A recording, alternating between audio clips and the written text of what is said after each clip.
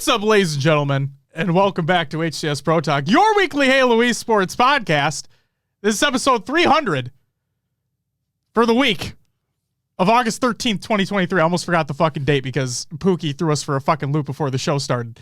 And he's not on the screen right now. We'll cue you in, Pookie, so just you fucking sit tight.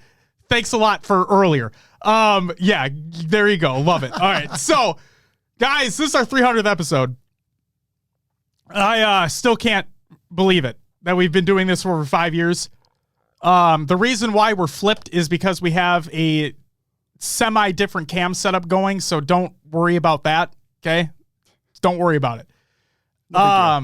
Also, I apologize for the show notes being wrong because that was for last episode. I didn't even think about putting them in there because we technically don't have show notes because this is an interview episode. But seriously, thank you all so much for being here.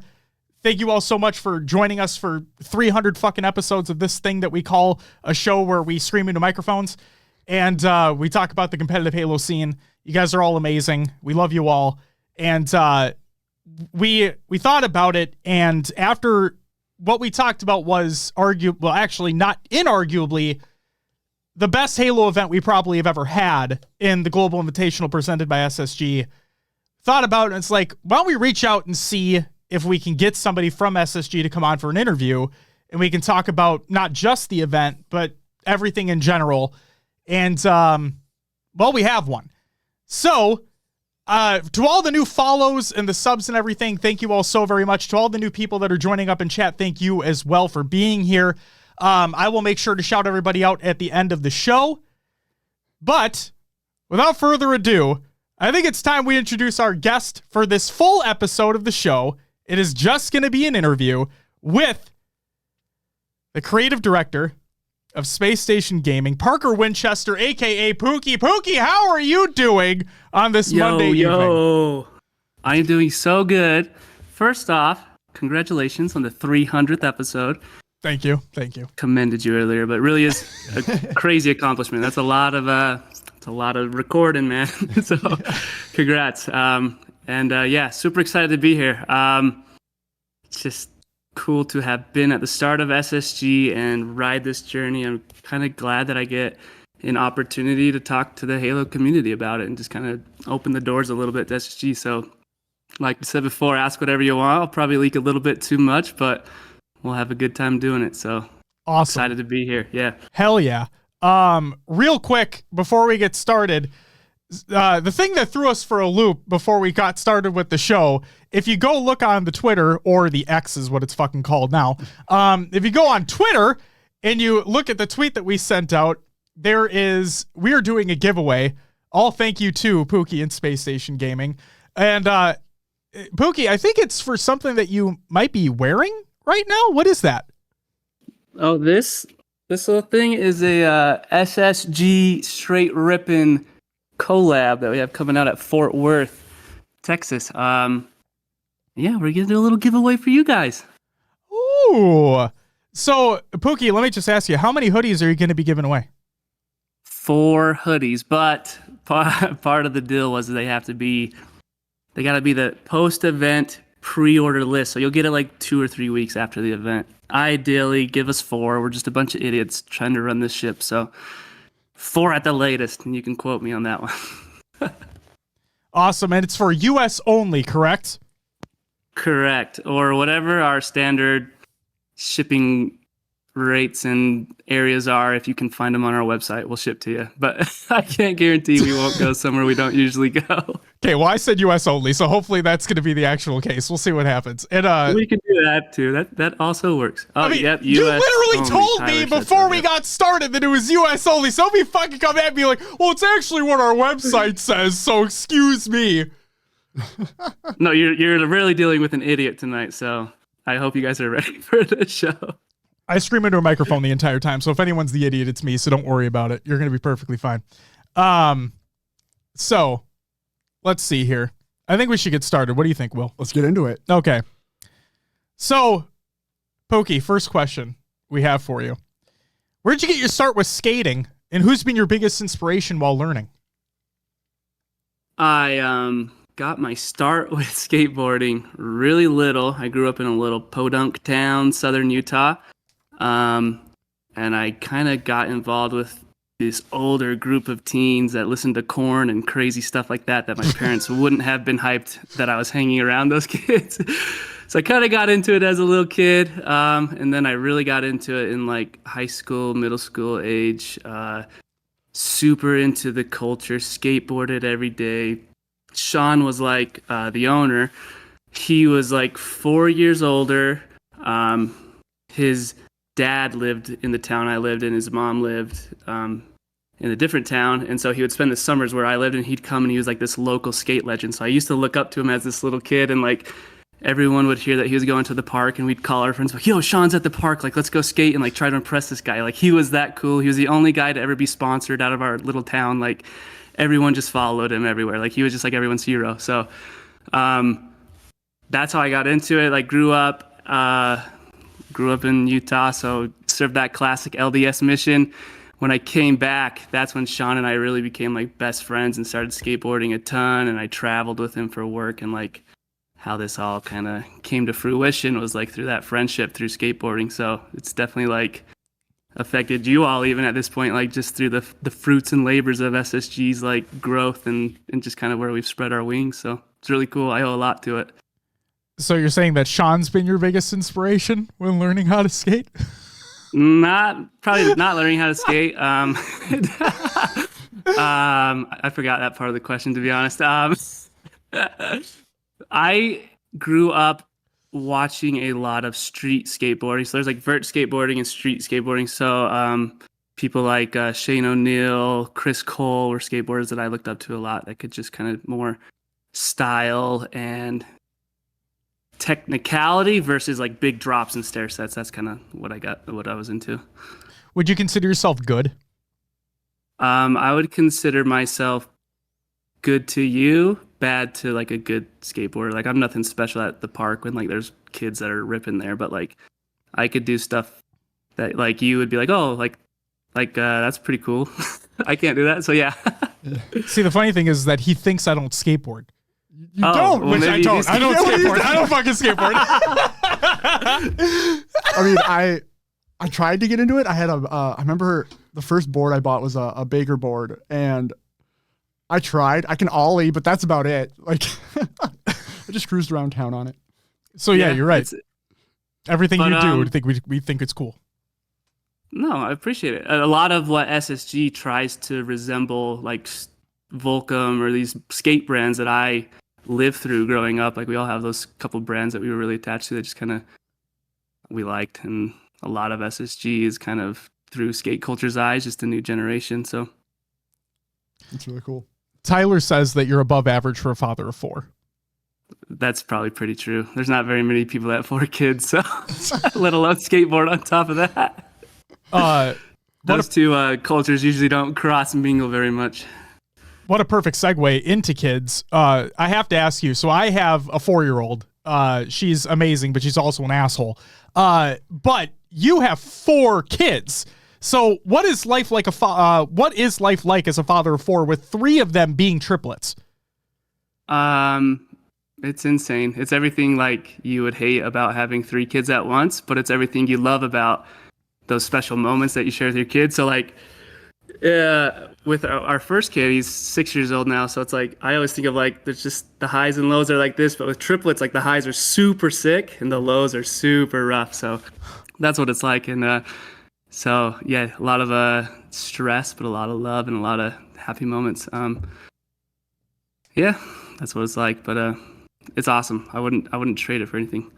I saw a little video that you put on Twitter about one of them just taking food off the high chair and just dropping it on the floor. And just watching this happen in real time. Like, can you just, I assume that this happens frequently, or it happened frequently. Like, can you just explain to the folks at home that these are just the moments that you have to sit back and be like, you have to embrace it, and you have to kind of enjoy it for what it is, because you're never going to see those things again? No, yeah, very much so. Like, at a bigger scale than that, like when we had triplets, I was like when we found out and kind of got into the hospital before my wife gave birth, like SSG was cranking and we were doing sick things and like we were just cruising and like this just huge wall came, like it's a big responsibility and a change of life. And like I definitely had to like change my view of what makes me happy and like what's successful in life. And so in those moments like that where you just see like kids dropping food off the chair onto the floor and stuff, like it is what it is. Like you just learn you can't control everything. So you just soak it in and enjoy it. Like that's just funny to think that I live in a scenario where that's just a normal everyday occurrence. Like I'm like a sitcom sometimes to some people. So like, I think I've learned that like life can be super hard and you can't like, there's so much you can't control like as much as you want. Like you're just gonna have to deal with some shit in your life. So just learn to roll with it and like soak in those moments and celebrate them versus stress about them. Like you can't change it. So whatever, man. Let's put you in the realm of Full House for a second. Okay. Who from SSG would be Uncle Jesse? I'm sorry, but you're gonna have to kind of remind me what's the role of Uncle Jesse? Like is he the fun guy, right? I know. Yeah. This is terrible. Yes, he's the fucking fun guy. Yeah. That's Tyler. That's probably Tyler. Okay. Yeah. He's in the chat. There you go, Tyler. Enjoy that. You just got compared to Uncle Jesse. You're welcome. Space Station also says the same thing. So Yep, Tyler for sure. there you go. And Zach says the same thing as well. Jesus Christ. Awesome. Okay. So we'll talk about Smite later in terms of like SSG, but I have to ask you personally, do you feel nostalgic and fired up from time to time? All the time. I still love Smite.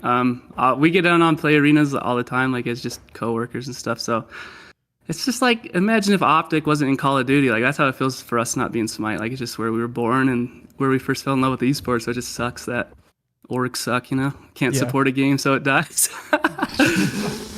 Jesus. Yep. There you go. I really can't add anything else to that one. Will. Yeah. Are you able to take the next one?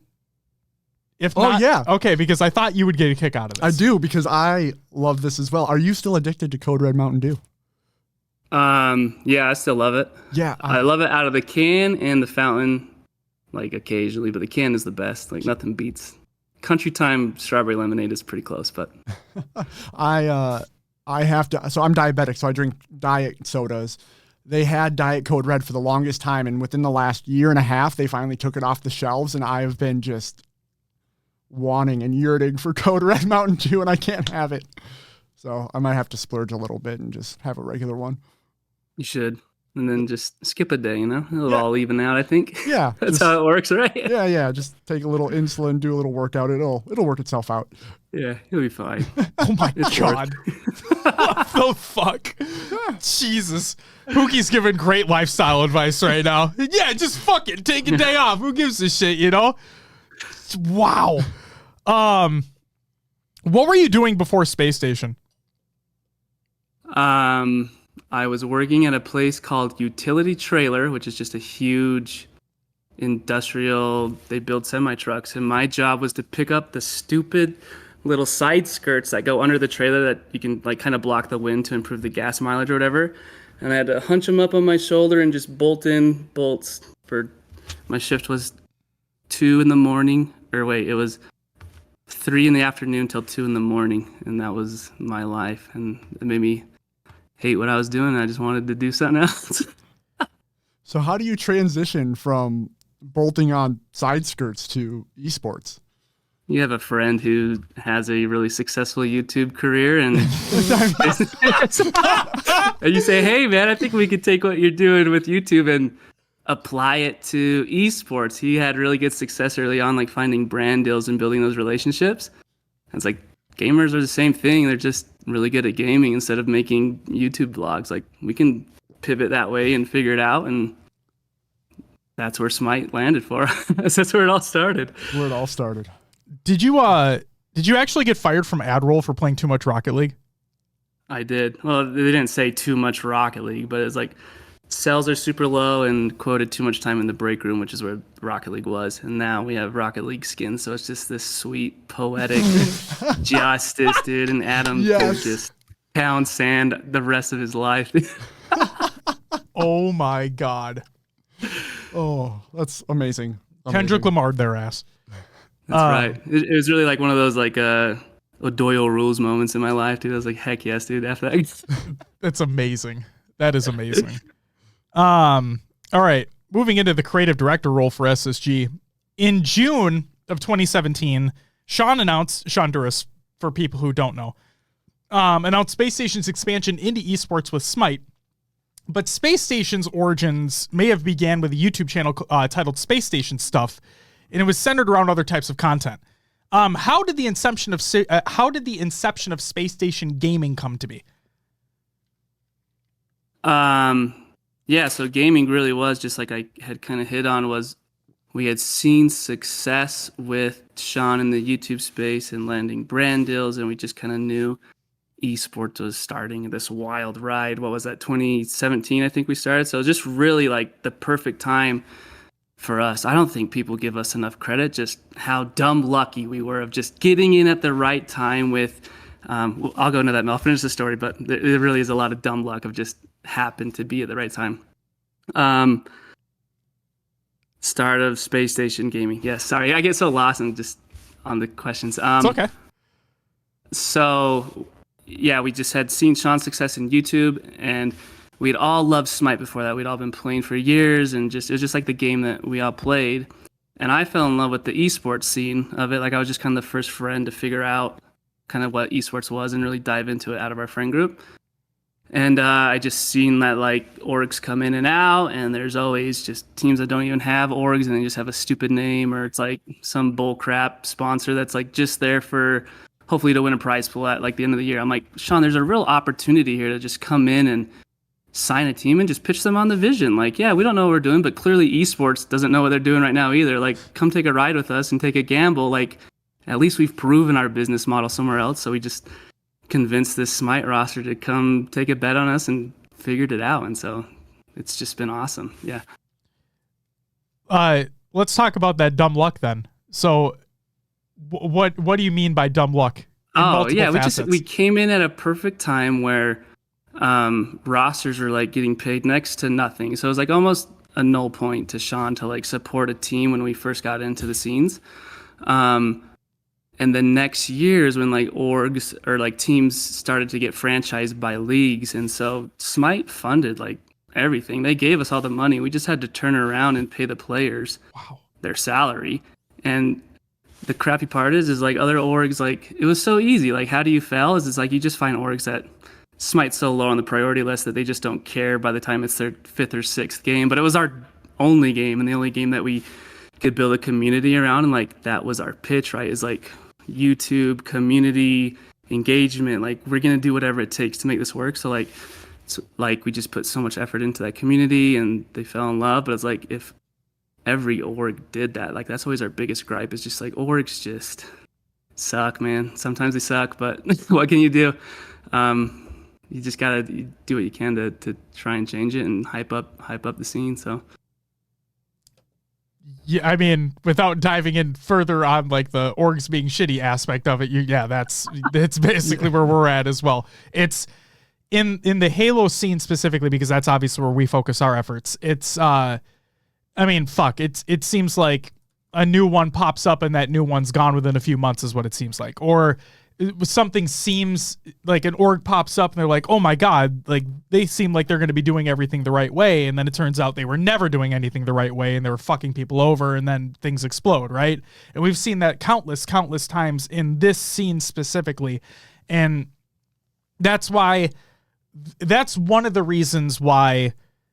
Now, we don't know every inner working about your guys' organization because that's not our business, and obviously, but from everything that we've seen, for the amount of companies that you guys manage on the day-to-day anyway, and it truly does seem like you guys are doing it the right way, at least from the outside looking in.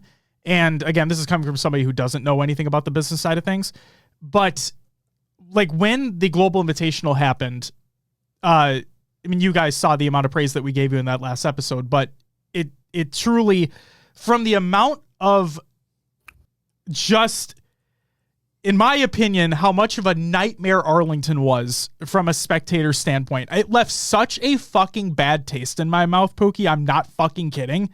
That it was just like the event part of it, right? Like you just didn't have like beyond watching Halo, it was just watching Halo. Literally everything besides the game being played was awful. And like, again, this is just my opinion, but like it was, I couldn't believe that was a quote unquote major. Like that was what a major was. So when you guys had announced, well, I mean, it was already announced previously, like with the roadmap, but when we're getting closer and closer to your guys' event, and then Sean goes on Twitter and is like, hey, what can we do to make this the best event for you? And this was weeks before the event's taking place. As soon as that tweet came out, and I've said this sentiment on the fucking show, as soon as that tweet came out, I'm like, this event is going to be something special, because not only have Space Station done great things in the past, but Sean literally just putting that tweet out made it all like, okay, this is going to be amazing. I really don't have any lowered expectations anymore, and this isn't even a fucking major. And you see what you guys are able to do. Like thank you. I don't know where the fuck I was going with that, but thank you. No, we appreciate the praise. I don't know. It's just like we just care. Just want people to care and enjoy and love what they're doing. So it's worth it. And it's not hard to take feedback, and what better way to do it than just like transparent and just like open it up to the community what they want at an event. It's not hard. Just go on Twitter and ask your followers. That's all you got to do. But maybe it is hard. I don't know. Apparently it is. Pookie, the one thing that I've criticized a lot of this scene on is lack of communication. In official capacities and other capacities, it's just been one of my biggest gripes, that sometimes communication's great. A lot of the other times it's not. And I want to give praise where praise is due, but I also want to like shout things out when I think that they can be better. And like, that's why Sean's tweet hit home so much, is because we don't see that often enough, in my opinion. And so when we did see something like that happen, I was like, I'm so thankful that happened, because while we weren't able to attend live, everybody else that was able to, a lot of the feedback that was given in that tweet was taken to heart and acted upon. And that, again, I know it sounds stupid that it's just as simple as a tweet that was going out, but we don't see that often enough. And to quote myself from that show, you said you care. I say you guys gave a shit. And that's just it. You guys actually give a shit. So thanks again. Again, don't know where I was going with it, but thanks again. No, I appreciate it. We have, I don't know if it's unfortunately, we just have no other choice but to give a shit. Like, we're just so grassroots and scrappy. Like, we can't afford to leave a bad taste in people's mouths. Like, we get one crack at everything, and if we don't knock it out of the park, like, we'll never have that shot again. And it took us 6 years to get this at bat. Like, we knew we were going to come like proper and ready and give the fans a good experience for sure. Awesome. So when you look back at the original quote unquote space station in Sean's basement compared to the current space station office, what types of feelings does that make you have to see how far you all have come in the span of less than a decade? Like, I'm not just talking about like the office space. I'm not just talking about Spacestation Gaming. For those who don't know, like, Space Station has, what is it, 5 or 6 different companies, maybe more at this point, or like subsidiaries of Space Station? Yeah, there's like probably 10 or 12 under the umbrella. There you go. Like, how does that feel to look back at that original moment of just hanging out with Sean in his basement? You guys are just skating all the time, and then you explode literally in less than a decade to everything that you guys have amassed so far. It's crazy. I often get like just emotional, like driving home and like decompressing from work, and I'll be like super stressed out. Like, freaking unit wouldn't let, like, speaking of being open with the community, I tried to pitch to a unit like, hey, we should live stream like designing our next skin. Like, that'd be so sick for the community. And he's like, nope, NDA, not doing it. And I was like, come on, man, like, open the doors, let's go. And so like that's just like, that's not a huge stress at work at all. But like, you know, whatever happens at work, and I'll decompress at work. But it's like on my drive home, I live in this little farm town, so it's like a very different 180 from work, and it's just like I'm driving through, no stoplights, whatever, just this small little country town. It's like, man, I work at a company, like at the end of the day, I'm working in Halo HCS Global Invitational. Like my life is not bad. Like I definitely recognize how lucky I am. And I also realize like how hard we've all busted our ass over the last 7 years to like make this happen. Like our goal was like, hey, if we work really hard, we might have a job in esports. Like that's how we started out. Like if you work really hard, you could maybe work in esports. Like that's just the mentality we had, was like, just have to make it happen. So like to see that not only has esports happened, and I've kind of stayed in that lane the entire, like I was there kind of at the beginning, but I've stayed in that lane where Sean has obviously branched out way further. So it's just like, I think of those feelings I have, and I'm working with 15 guys internally at SSG every day. A couple of girls, okay, we're not that we're inclusive. I just think of how proud and happy and hyped I am, and then to think of like what Sean must feel, or like people who've had like a bigger touch than I've had. Like it's just it's a cool feeling when you've just kind of started as a couple idiots that made YouTube videos, but you've kind of approached it differently to hopefully make like a different impact in the industry. So it's really rewarding to see, for sure. Well, I mean, as much as our opinion fucking matters, like I think I could speak for the both of us when we say that we're super proud of how far you guys have come. It, like, especially coming into Halo, and we'll talk about that in a little bit, but like it's seeing you guys come in. We know you guys have been in other esports. You guys won a Siege World Championship, if I'm not mistaken. Other tournaments as well. And then seeing you guys come into Halo and just seeing how much you guys have been thriving. You guys literally put out the best merch in the scene. I think that's hands down, no debate.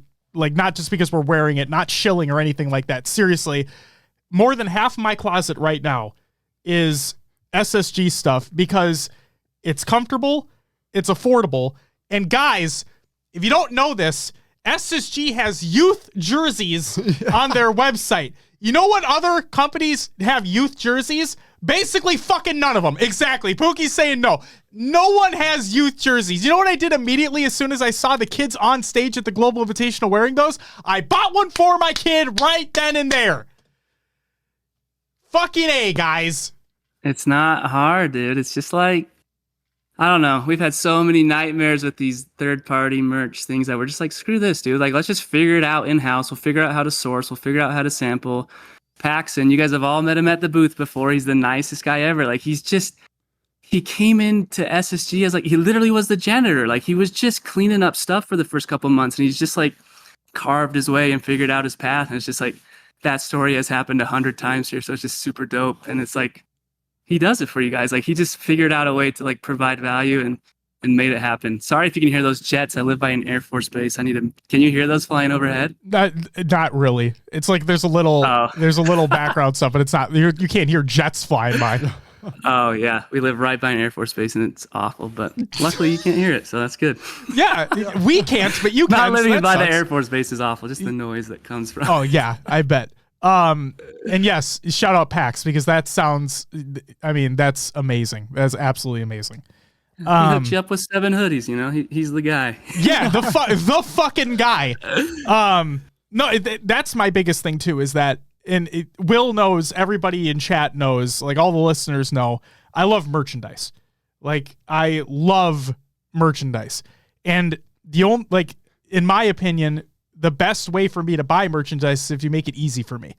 So, and SSG booths at basically every single event have been the easiest thing to buy merch from. You guys have a great selection. What about it is easy? Just the selection? Yeah. No, like, I want honest feedback. Like, no, how do we, that's my honest fucking feedback. Yeah. My honest fucking feedback is you guys have a massive selection. You guys have nearly every size available. At least, like, we're tall, lanky dudes. So, like, we get larges basically, because if they shrink, they'll still fit us. So you basically always have the size that we want. you had like mentioned earlier, and we said it was fine, but like you said, Raleigh day one, you guys didn't have your booth set up, and it's like, who fucking cares? You guys figured it out. The thing that blew my mind. Here's a piece of feedback for you. A piece of feedback that I would have is make sure your merch is available all weekend long, all event long. What I mean by that is, now granted, maybe it's different because of Scuff and like maybe they have different contractual obligations for like days that they can be there. But I'm going to put Arlington back into this for a split second. Something I never mentioned is that, and I didn't buy one anyway, but besides the point. So they had optic scuffs at Arlington. And another thing that pissed me off is that you know what? I am going to ask you now that we have you on the show, because I'm genuinely curious if you can even provide information on this. Why did you guys not have a booth at Arlington? I think it was because we knew we had this show coming up in Fort Worth in a couple of weeks, and we're just 15 dudes in an office trying to figure it out. So like, while we wish we could, like, we just had to kind of gauge where we needed to invest our time, and that's just how it fell, I guess. Like, yeah, it's like there's definitely stuff that we leave on the table, and like we're bummed that we can't capitalize on opportunities. That happens all the time for sure. Okay. So for those who listen to this show, I don't hold back. They know this. So I'm just going to say this. I was very upset that no other booths were there except a lackluster Optic Gaming booth that had half HCS merch as well, and it was a fucking disaster. Like, I was actively looking around for other booths to be there. I messaged you guys on Twitter. You guys said you weren't going to be there, but you would be at every other event, which is fine. So I understand the reasoning. I just wish that you guys would have been there, because it would have put like a slight spotlight on an otherwise shit fucking experience. But yeah, you can go ahead and say something if you want to. No, that makes a ton of sense, and thank you for the feedback. I think, like, honestly, there's no, like, the cool thing about where we work is there's no, like, deliverables, right? Like, we don't have to do this week or that amount that week. Like, if we need to shift so we can be at more events and shift our time around, like, let us know that, and we'll figure it out long term. Like, I don't think, like, give us a while to kind of switch those gears in our mind, but like, that's what we want to be. It's just like, how do we optimize to be an esports org? And if that's events and showing up proper and giving back to the community, if that's the most effective use of our time, then we'll make sure that we do that. Do you mind if I derail for a second? Do whatever you need to do. So in chat, Zach says it was out of our hands with a heart, and Space Station put an arrow above it pointing to that comment. And Blake said, spill the tea at Zach, dare you. I'm just going to ask, for the sake of everybody being here, is there more to that? Or was it literally logistically we just couldn't make it happen? Zach would probably know more than I would. But yeah, I don't know. There probably is that I'm not remembering. Okay, again, I'm sorry to derail. I'm genuinely curious, because like, get Zach in here. I'll get like, no, okay, I'm just going to be completely honest here, and I don't mean to like detract from anything that's happening, but one of my biggest concerns was Tachi said in an interview earlier in the year that booths would be the bare minimum expected for every major. And the fact that Arlington literally did not have any partnered team booth there except their own, and half of it was HCS merch, and I'm not trying to throw shit at Tashi, because obviously there's a lot of things that are going on. But when I saw that, I'm like, what are we doing here? Like this, I'm actively there. People are actively there because they want to buy the merchandise, support the teams that they enjoy, to support the players that they enjoy. And when they don't have the booths, you guys obviously included, others as well, and we were told earlier that they would be the bare minimum of what we should expect. Not all partner teams, because obviously, you know, Quadrant being an EU base, it's going to be difficult to get merch over here, blah, blah, blah, blah, blah. But it's just, it was unfortunate. Real quick, Tyler said, before tea is spilled, Optic hooked us up majorly with an amazing area to film content for our event. Yeah, we were able to get all of the GOAT episodes for our global invitation, where the pros were talking about their favorite memories and stuff. It was all filmed at the Optic event, and we were able to get like a room from them and stuff on their media day to film all that. So yeah, super appreciative to Optic. I think like the opportunity was given to orgs to show up. I don't know. I don't know the full story, so I'll put the blame on us willingly that maybe we just didn't have the time to invest, or like knew we needed to invest in our own event to make it more proper. So I will take. I'll just say I'll take your word. Blake and Tyler said there's no drama or anything like that. So I'm sorry for prodding. It's just I take things at face value when I hear them. So I just wanted to make sure that there was nothing actually more there to be talked about. But I'm sorry to put you on the spot like that, Pookie. I apologize. No, do not apologize at all. I do think there is a truth of like part of that weighing is like, I don't know. Where does Halo fall on Optic's priority list of making a dope event? So it's like that was definitely a consideration. Like, do we invest time here or at Fort Worth where we know it'll be a little bit more properly set up and stuff? Like we have to take into consideration like it's expensive to ship that booth out and to pay for all that merch to get out there. So it's like, and it's not like lucrative. So it's like definitely like game time decisions of just where we need to invest and what we put the time into. And the better it goes, the more events we go to. So that's like why it's dope when orgs win together, or we can support you guys by giving to the community a little bit more. Like I said earlier, like we're not League of Legends, we're not CSGO. Like, let's stop kidding ourselves. Like we only win if we all win. So it's like we kind of got to build this ship together. So that definitely had some weight into it. Like, where do we spend to get the most bang for our buck? And maybe it wasn't Optic this time around. So, well, regardless, I appreciate the explanation surrounding it because I hated sitting here wondering what could have been, or like in my head, I didn't want to point blame at any specific org or individual for making things happen or not happen. So thank you for that. Back to the scuff thing though, and the actual feedback that I had real quick was making sure things are available all weekend long if you possibly can.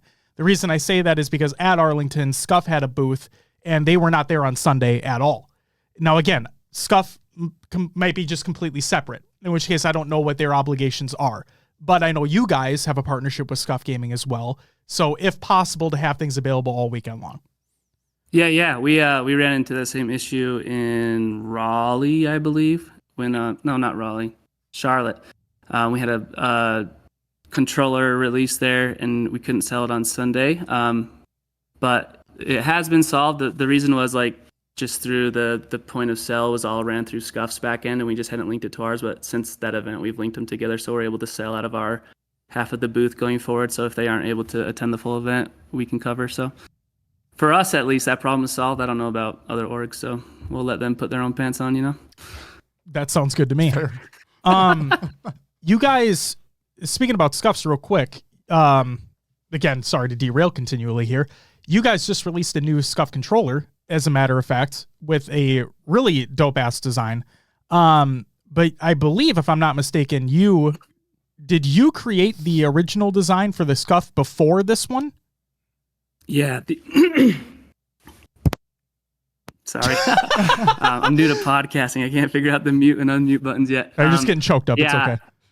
I had drawn just like a little goofy, like what I thought was a pretty cool layout on like pen and paper on some PDF that they sent us and sent it to their team, and they came up with like the design. But yeah, it's just like the original kind of concept was me. So it was cool. That's just kind of the opportunities that come here with it. Such a small team is just, you never know what random project or thing you'll just kind of be thrown at. So do you have those face plates anymore to like sell at events, or are those completely gone? I think those are gone with the release of our new one that just came out, is our new Evergreen controller. So there might be a little inventory left, and we can see if there is like some stock, and okay. What better way than through us to give it out. So hopefully we can get our hands on it. If there is, I'm not sure though. All good. Just thought I'd ask now that Scuff was on the top of my mind. All right. Creative director for Spacestation Gaming. What does a day in the life of that look like? I have no idea. Fuck you. What? Well, like, I don't even know what like a creative director is. It's just some like bullshit title I've given myself because like other orgs have them, I think. Like I literally just came on day one as like someone who kind of was familiar with how Sean did social media and just like adopted it and ran it with esports. And I've just like, I guess what my role is like, I feel like I have a good touch of like who we are as a brand and our voice and how to connect with our community, or at least how we should try to connect with them. And I just try to make sure that the projects and stuff that we're working on are staying within that lane. But that's really all I do. Like Zach edits, Blake films, everyone else like does everything else. Like I like it's just trying to stay cool. That's all we're trying to do is be cool for the kids. Be Just cool a bunch of for boomers the trying to be kids. cool, dude. Oh my God. Spoken like somebody truly over the age of 30 years old. Yeah, we're just all idiot. Like no one in esports knows what we're doing. None of us are real industry professionals. Like you put us up against Hollywood, like they'll just laugh at us. Like so just like relax and like have fun with the brand and like have fun with your community and just like you'll win. So just like realize where you stand, man. Like we're not crazy cracked industry professionals. We're just a bunch of people, young kids trying to figure it out and get our foot in the door. I don't know about that because I would say that the B-roll footage that you guys filmed for the ball pit stuff at SLC was definitely Oscar worthy in my opinion. Well, that's Loose Films who films that for 343 is the team that they bring out, the production team. And what was cool about that is they usually just fly into an event and they have to set up that day and shoot, right? So they're just kind of limited to how much they can get done in a day. But where we're like, hey, we're hosting, like we can get down to the hotel a day or two early and set up. Like let's just go nuts and do something creative. So yeah, they were finally given that opportunity to kind of flex and we were allowed to kind of help carry their vision out. But yeah, a lot of that was Loose Films and just like us kind of putting our touch on it. So, but well, yeah, it's still like top to bottom, we had our hands on every little part of the event, which is what I'm really proud of the team for doing. Well, it was phenomenal. And then let's see here. What, in your opinion, does it take to ensure that an esports organization is successful?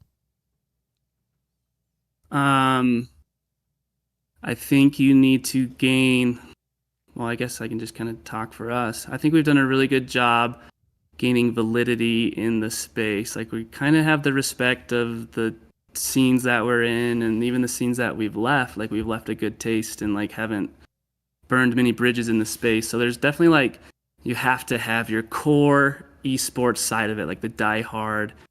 That's what you are. You're an esports brand. But I think what we're learning as we grow is like we also have to learn to stay true to that audience. But for us to be successful, like we're not Optic, we're not 100 Thieves, we're not able to be the cool brand. And I don't think we could be. Like that's just not us. It's not ever going to work for a dad of 4, you know, like I just can't come across that way. Like let's be realistic.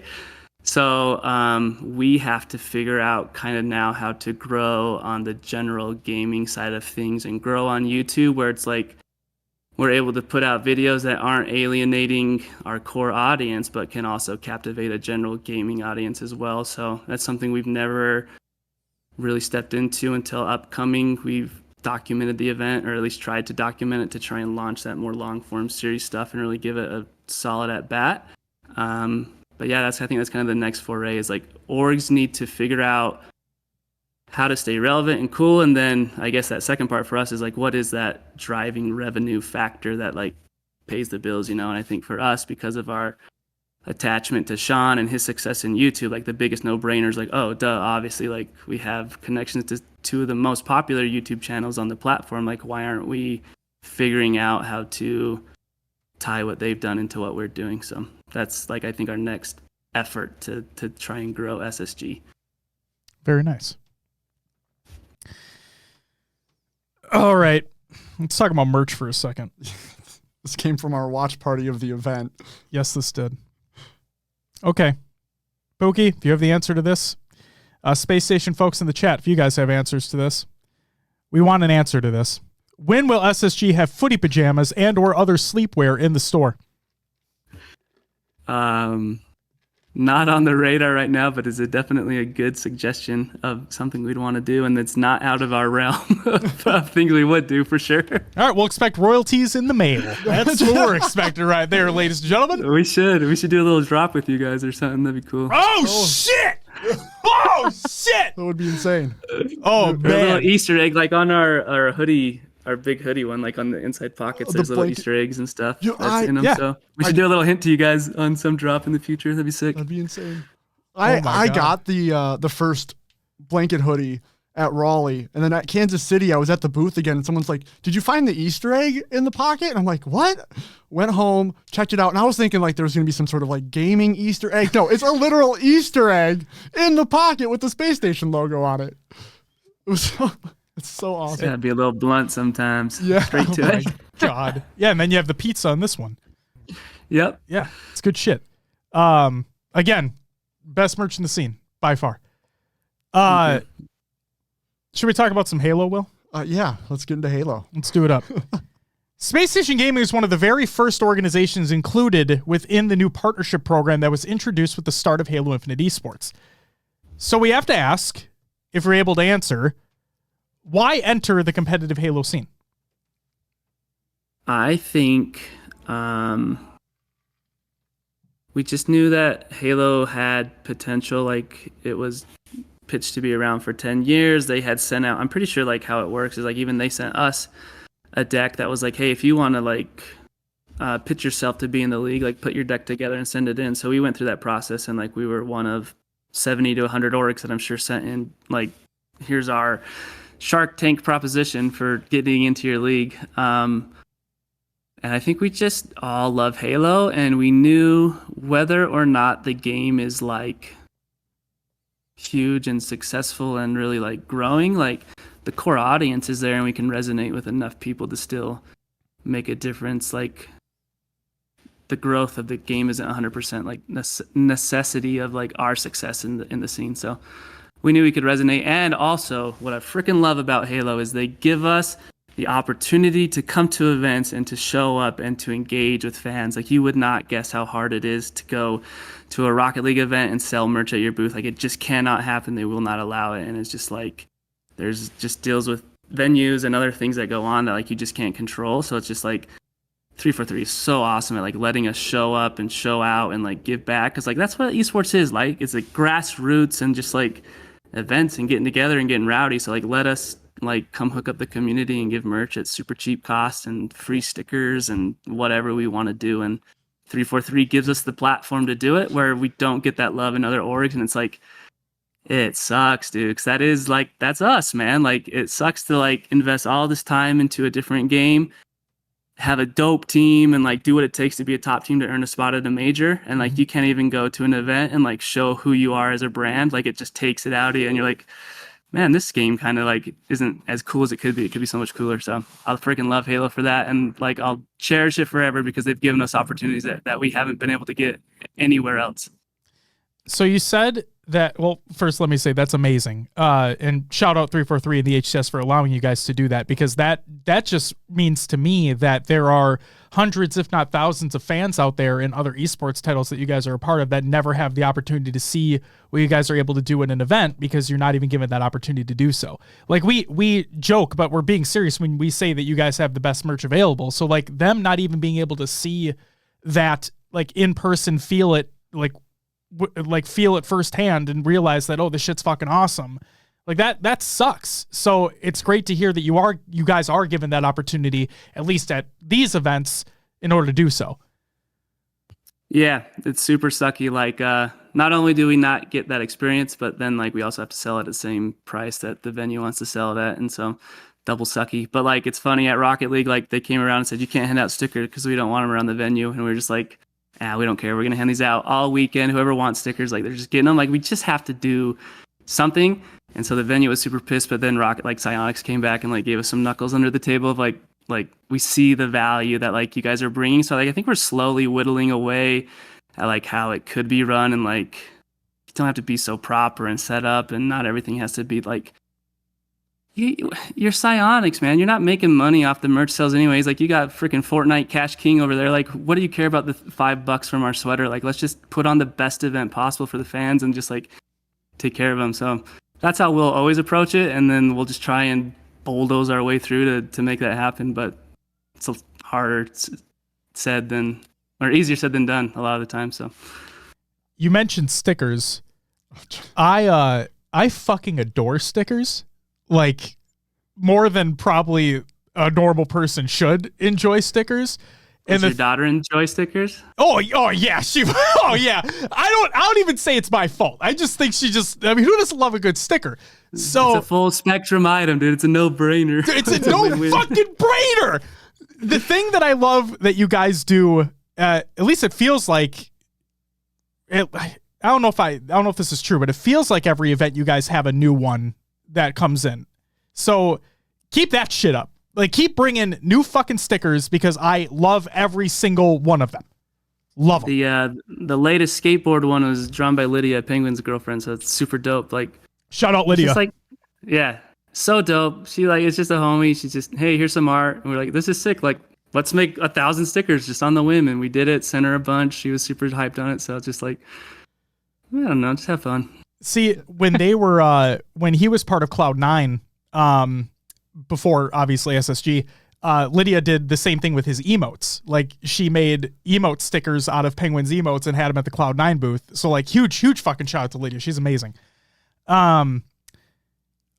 Here's a follow-up for the going into Halo. Well, actually, before I ask that one, I have this one, and this one might be a little deeper. You guys are obviously in it now. You've been in it for a little while. You guys were obviously part of that first wave of partner teams. If Halo, how do I want to word this? Because obviously, like, success is gauged differently depending. So let me just put a blanket statement over this. If Halo wasn't as successful as it is right now, would you still want to be in the scene? Yes. We've been in weirder scenes than, like, we've had Tetris players, guys. Like, we will support anything that we think is dope and like that we think is just fun and like cool to be behind. And like, Halo definitely will always fit that realm for us.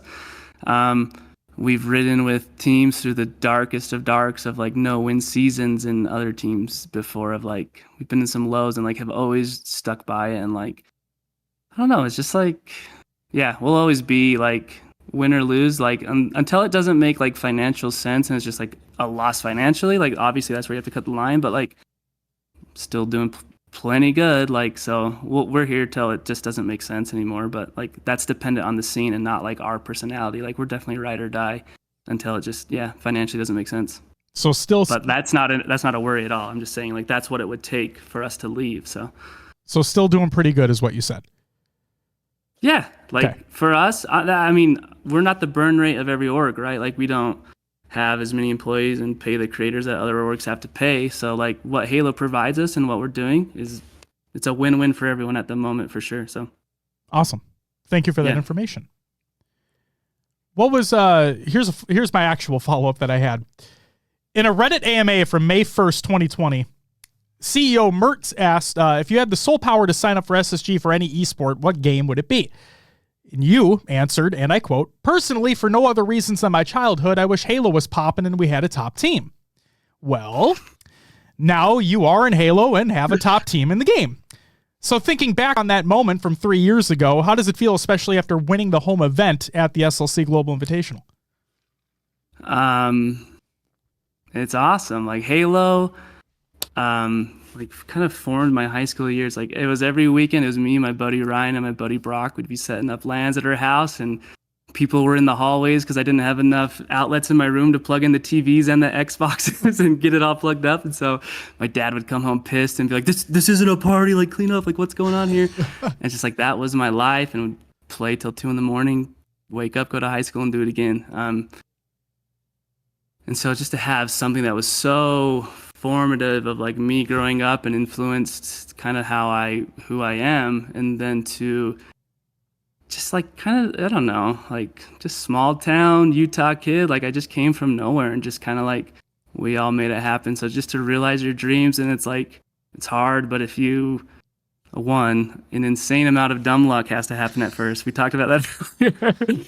But it's just capitalize on your opportunities that you get, and those opportunities are definitely going to scale from person to person. Maybe I got blessed with having a 10 out of 10 opportunity, but we still worked hard to make it happen, where you might only get blessed with a 3 or a 4 out of 10, but like you can still make something of it. Like, that's what you can control. So yeah, it feels super dope knowing that like made it happen, man. It's awesome.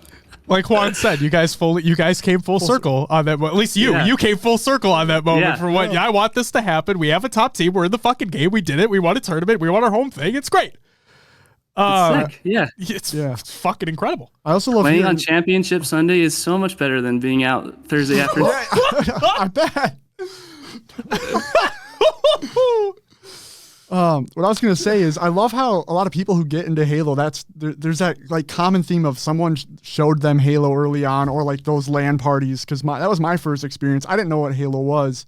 I was at a friend's birthday party and like everyone brought TVs and consoles I'd never seen before, and all of a sudden I'm playing Halo 2, getting my ass kicked because I didn't know what I was doing. But yeah, I love that common theme among people getting into Halo. Yep, just lobbies of stuff that shouldn't be said and fun times with your friends. Oh, those days, yeah. Xbox 2 lobbies were crazy. Or Halo 2 lobbies. Yeah. Completely off topic. You think you could have gone pro? Not a chance. No. We scrimmed our pro team like a couple of weeks ago just for fun. It was like 0-11, 1-14. Like the difference of even just like, I'm pretty garbage. Like I'm a platinum player, but we had a couple other office guys and Nick on our team who are all Onyx ranked. Like, but we're still getting shut out like 50-10. Like we were trying to get 15 kills and that was going to be a win for us. Like the difference from just us being good to this pro level and that synergy and communication that they like, it's just suffocating playing against those guys. There was no survival. Like it wasn't fun. Like I didn't want to play Halo anymore after like just 40, like you'd think 40 minutes with pro would be like the time of your life, but it's not fun. Like it's just kind of boring and like you can't do anything. So no, there's no chance like any of us could ever. Well, I don't know about you guys, but yeah, I don't think I'm it's a different level, man. It really is. I'd be the exact same fucking boat. Like Bound would just be fucking curb sliding the entire time. Be like, I don't know what to hit, so I'm done. I'll just set the controller down, let him just take me out. What was your role specifically at the Global Invitational?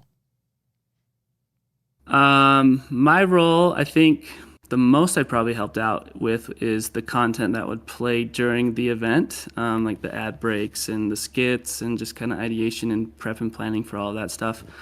But other than that, I'm in a lot of like general meetings throughout projects of like like should we do this neon Batman kind of aesthetic throughout the space, or should we do this other theme or whatever? Like I'm in those conversations early on and trying to help guide those directions. And what I think is dope, because like if you walked into that underground with nothing up, it was like, this place is a piece of shit, dude. Like this looks terrible.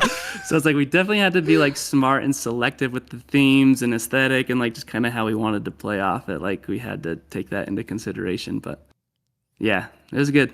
That's kind of the role, just kind of make sure that we're able to pull off what we're able to pull off. I think I have a good pulse on like how far we can go, and so I just try to stay within that realm, but stay within that lane that we talked about earlier. For SLC, you guys had I forget the underground and then the depot. Where did the idea conceptualize of having like that free area to go to versus, every other event has been pay to entry? I think that kind of came with a little bit of dumb luck. Okay. So we had looked at like other event spaces, one like the Maverick Center, which is like a big hockey arena that like a Rocket League event would be held in, like at Worlds. It was just over the weekend. It was like, we can't fill this out and it's just going to feel empty and bare. But if we had done it there, like all of that stuff would have been in the arena. And so it would have all been a paid entry thing. We landed on the depot because we felt like no matter what, we can give 400 to 500 people a really good experience and a good time at the show. And then on top of that, we need to make sure not only are we showing up for Halo, but like this is Utah's first esports event. And we need to prove to Utah that it's worth investing the money in the infrastructure to build a venue or whatever this is, to give tax breaks to 343 to host events here, or however you want to do it. Like that's why there's so much stuff in Raleigh, is whatever it is, they've figured out that connection of esports and getting events there. And so we had to show that it's just worth investing and look at the community that loves it and how much hype it can bring. And so, yeah, it was a no-brainer to make that free for the fans to come through and experience it and have that opportunity just to grow the Halo community and show off what SSG can pull off. It was definitely a bigger picture at mind than just Halo. Yeah, we heard stories personally of people who brought friends to the event that weren't into Halo, and after being there wanted to go home, install the game, and play, and just love that aspect of being able to grow the community as well as kind of serve the community. No, for sure. Yeah, all that's definitely taken like into consideration. Like, we need to make as much of this free to the community now that we have like the space that will allow us to do it. So, and like, what are we gonna win by like our venue's only 500 tickets anyways? Like, what are we gonna do? Fill up that huge space with 500 people when there's a game going on? It's gonna be empty and boring. Like, we need people there anyway, so we had to make sure that there was always traffic and excitement and stuff going on. So yeah, so I major props for doing that. It's appreciated. No, thank you. Again, you'd think everyone would, but maybe it's harder than it sounds. It's just another reason why we knew that event was going to be something special when it was announced that that second area was going to be absolutely free to anybody and everybody that wanted to go. Like that, again, you say like more people should be doing this. It should be easy. You're right. It's something that I can't believe. Like, we've never seen it before. We've never seen something like that before. And it was amazing. No, we appreciate it so much. Just to like, I don't want to sound like I'm just like shitting on everyone, but no, it's super dope for me and you because like that's dope for an org to have. Like, that's their business model, right? Is just like try to give back. Like, doesn't mean what other orgs are doing is failing or like isn't a path to profitability. It's just like we kind of know where we stand and like what will be the path of least resistance. Where like, yeah, dude, other orgs can do other stuff and they're always gonna have way cooler cinematics or like 3D renders or like just stuff that like our little in-house teams can't like produce at the same rate they do. But like, pick our battles, man. We're gonna win with the community. We're gonna win with merch, and like we'll just win where we know it's not hard. It's not complicated work. It's just like hard. That sounds bad. Working with the community isn't hard, but it's like, you know, like it's something that like a lot of orgs, it's just like you have to have the care and the patience to work with people and care about people. It's not hard, but it is like extra steps, but it's worth it because we know that's what it's going to take for us to win and to do things that other orgs aren't doing. So I think the thing that hits it home for me personally is when you guys talk about communication. It's something that I said that overall I feel has been lacking in the scene. And it's something that, like I said, I want to praise it when it happens, but I got to call it out when it doesn't happen. And the thing that I appreciate, and this is going to sound like I'm shilling for Space Station or I'm just gushing about you guys when that's not the case. I want to give praise where praise is due. The thing that I appreciate probably more than anything is how communicative you guys are. And what I mean by that is when you guys announced when you guys announced the Straight Rippin' hoodie, right? Immediately questions were, is this going to be available online? Pookie, what's your answer to that right now? Available online after the event as a pre-order for those that want it. They can't get it at Fort Worth. So the thing that I love the most and the thing that I want to praise the most is that if ever somebody has a question, at least what it feels like to me is whenever somebody has a question and they reach out, somebody will respond. And if they're not able to provide a concrete answer, they'll at least try to help out in a way that they can. Again, I'm just strictly speaking from this scene and us being in here for a while, I cannot thank you guys enough for doing something like that because in my mind, it should be fucking easy to do, but I don't see a lot of people doing it. And it really feels great to know that during one of our shows, if somebody asks a question about something you guys are doing, whatever it may be, my literal response is go ask them. Because more often than not, you're going to get a response back from them directly.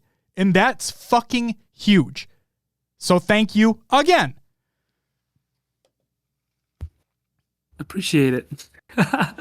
Yeah, it's just important to us. We will never take for granted each opportunity we get. Like a DM is a fan for life, right? Like if you get that message back, like you feel special and you feel like someone took the time from this org that like think of the brands you grew up admiring as a kid. Like how awesome would it be to get like a message from them? Like you can make kids like their day, you know? So what is it? 20 seconds of my life? Like who am I? Like I'm not that important. So whatever, like I'll get on Twitter and DM people. Like it's not that big of a deal, but you have to have that approach and like just that kind of mindset, I guess. And we have that with everything we do. So it's not like a big jump to take that to Twitter and whatever else where those conversations might happen. So but no, I appreciate it. It really is a conscious effort and like something we strive, and it means a lot to hear that feedback that like Francis isn't over there just playing on Twitch all day. So thanks, Brandon.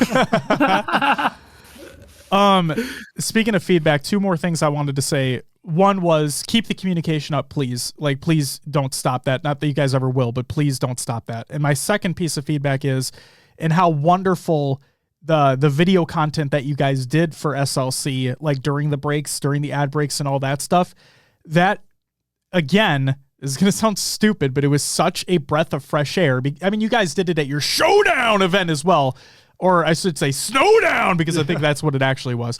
My apologies. It's when you guys did that, I'm like, this, I can't believe I have to say this, but this should be like the norm going forward. And I know that there's a lot of things like working parts between that to make things happen. But just from a spectator standpoint at home, the last thing I want to do is watch a Be Right Back screen. You know, it's my least favorite fucking thing because it's going to take me out of the experience. It's going to make me want to tune into a different stream entirely. It's going to make me want to go do something else. And then maybe I don't get back in time to watch an amazing series take place. But with what you guys did at not only the previous event, but at SLC as well, like it was super fun. It was funny.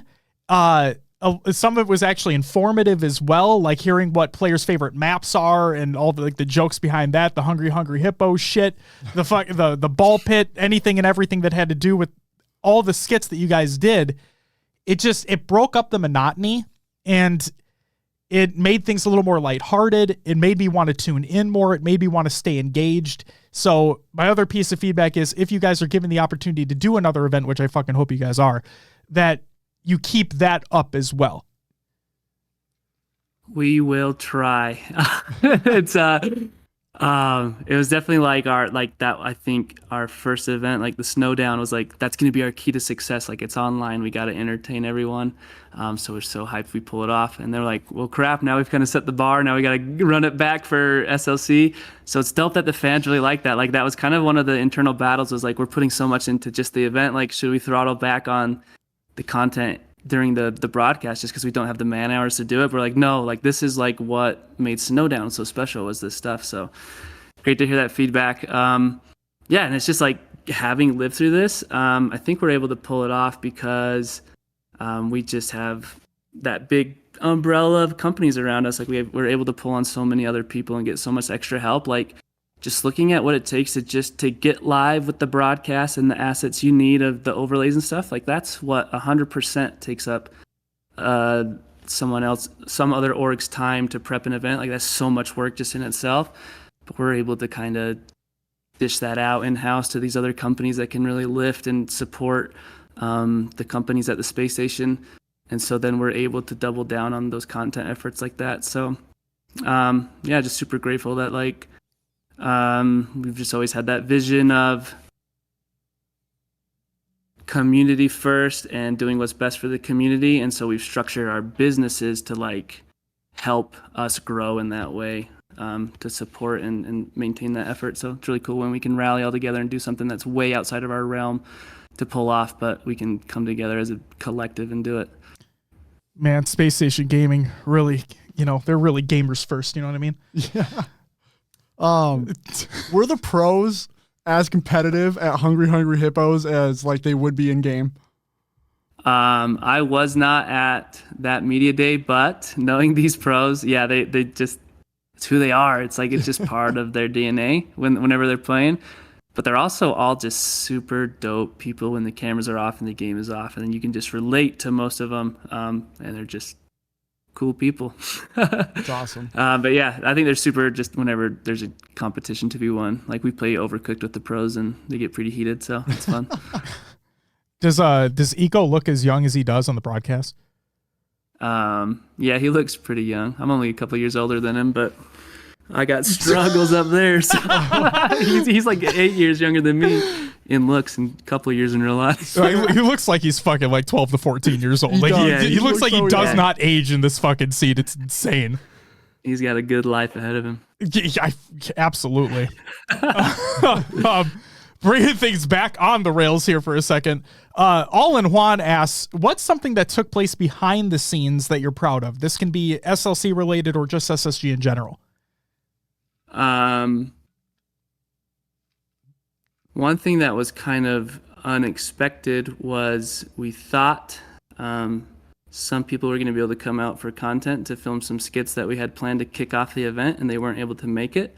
So in like 24 hours, we had to rally a new idea. So the team came together, came up with that fake trophy idea where Sean smashed it on the stage, and we were running around Salt Lake, going to all the Walmarts your parents tell you don't go as a kid, like sketchy areas in the city, and like trying to find this statue to make at like 1 a.m.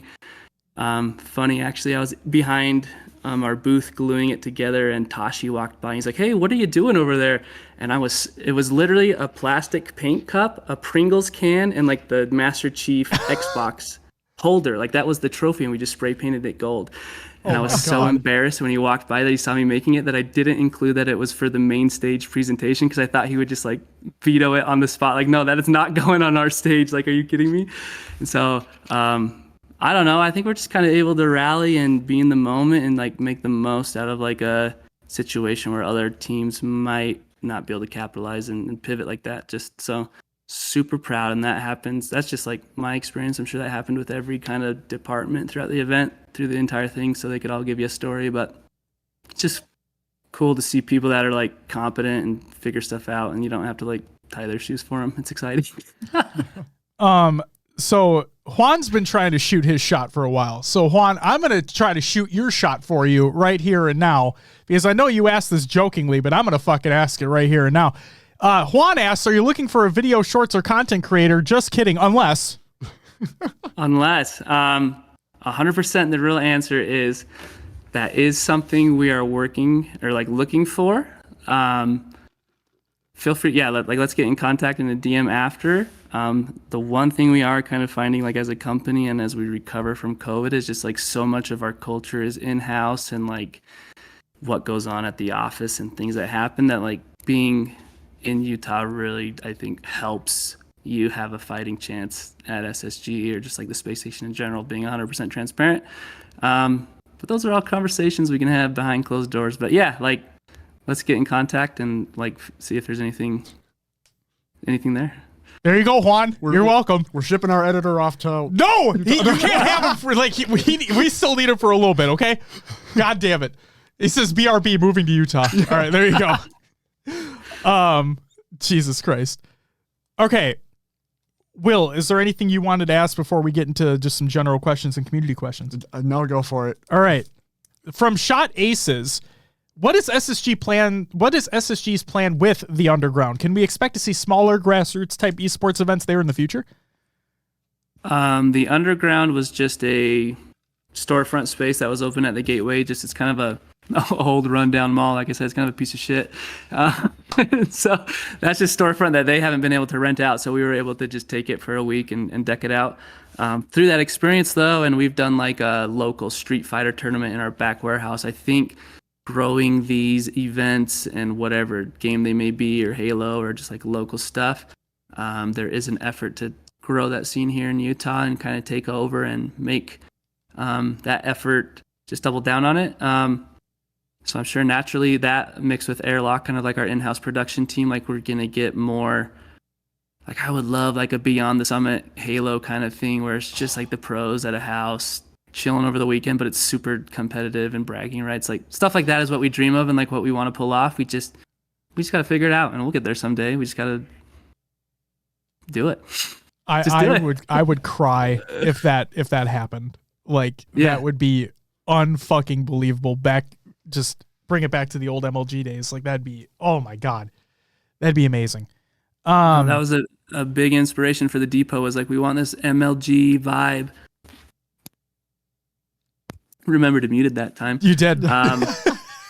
Like dream scenario for me would have been Sunday. Like we had to clear chairs out and it was a little crowdy and uncomfortable for everyone through championship Sunday. Like that would have been chef's kiss for me on that event. But like that's kind of stuff we want and the vibes that we want to pull off. And like I think Halo would be so fun if that's what every event was. It's just this rock and roll concert where it's a little rowdy and uncomfortable and you just kind of come and expect it. But there's rules and regulations that will probably prevent that from ever happening. But like we're gonna push to get there. So awesome.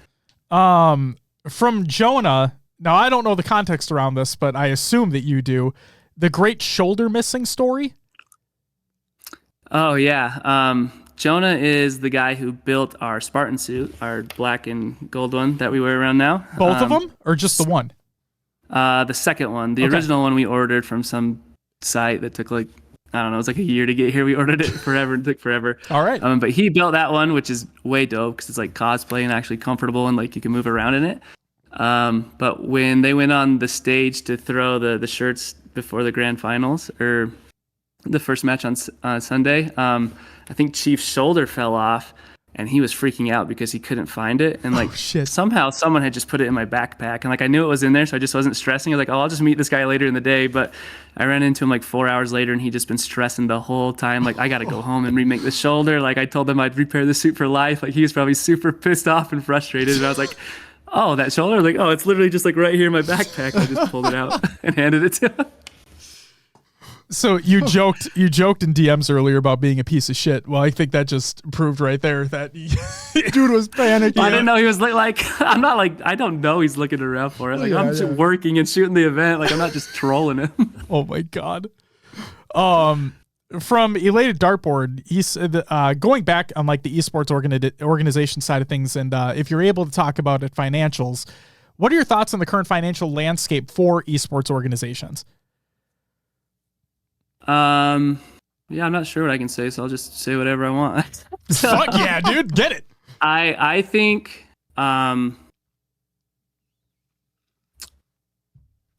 Epic does a good job of this where like creator codes give a really big percentage back to the creators for buying their skins or whatever, like almost 100% maybe.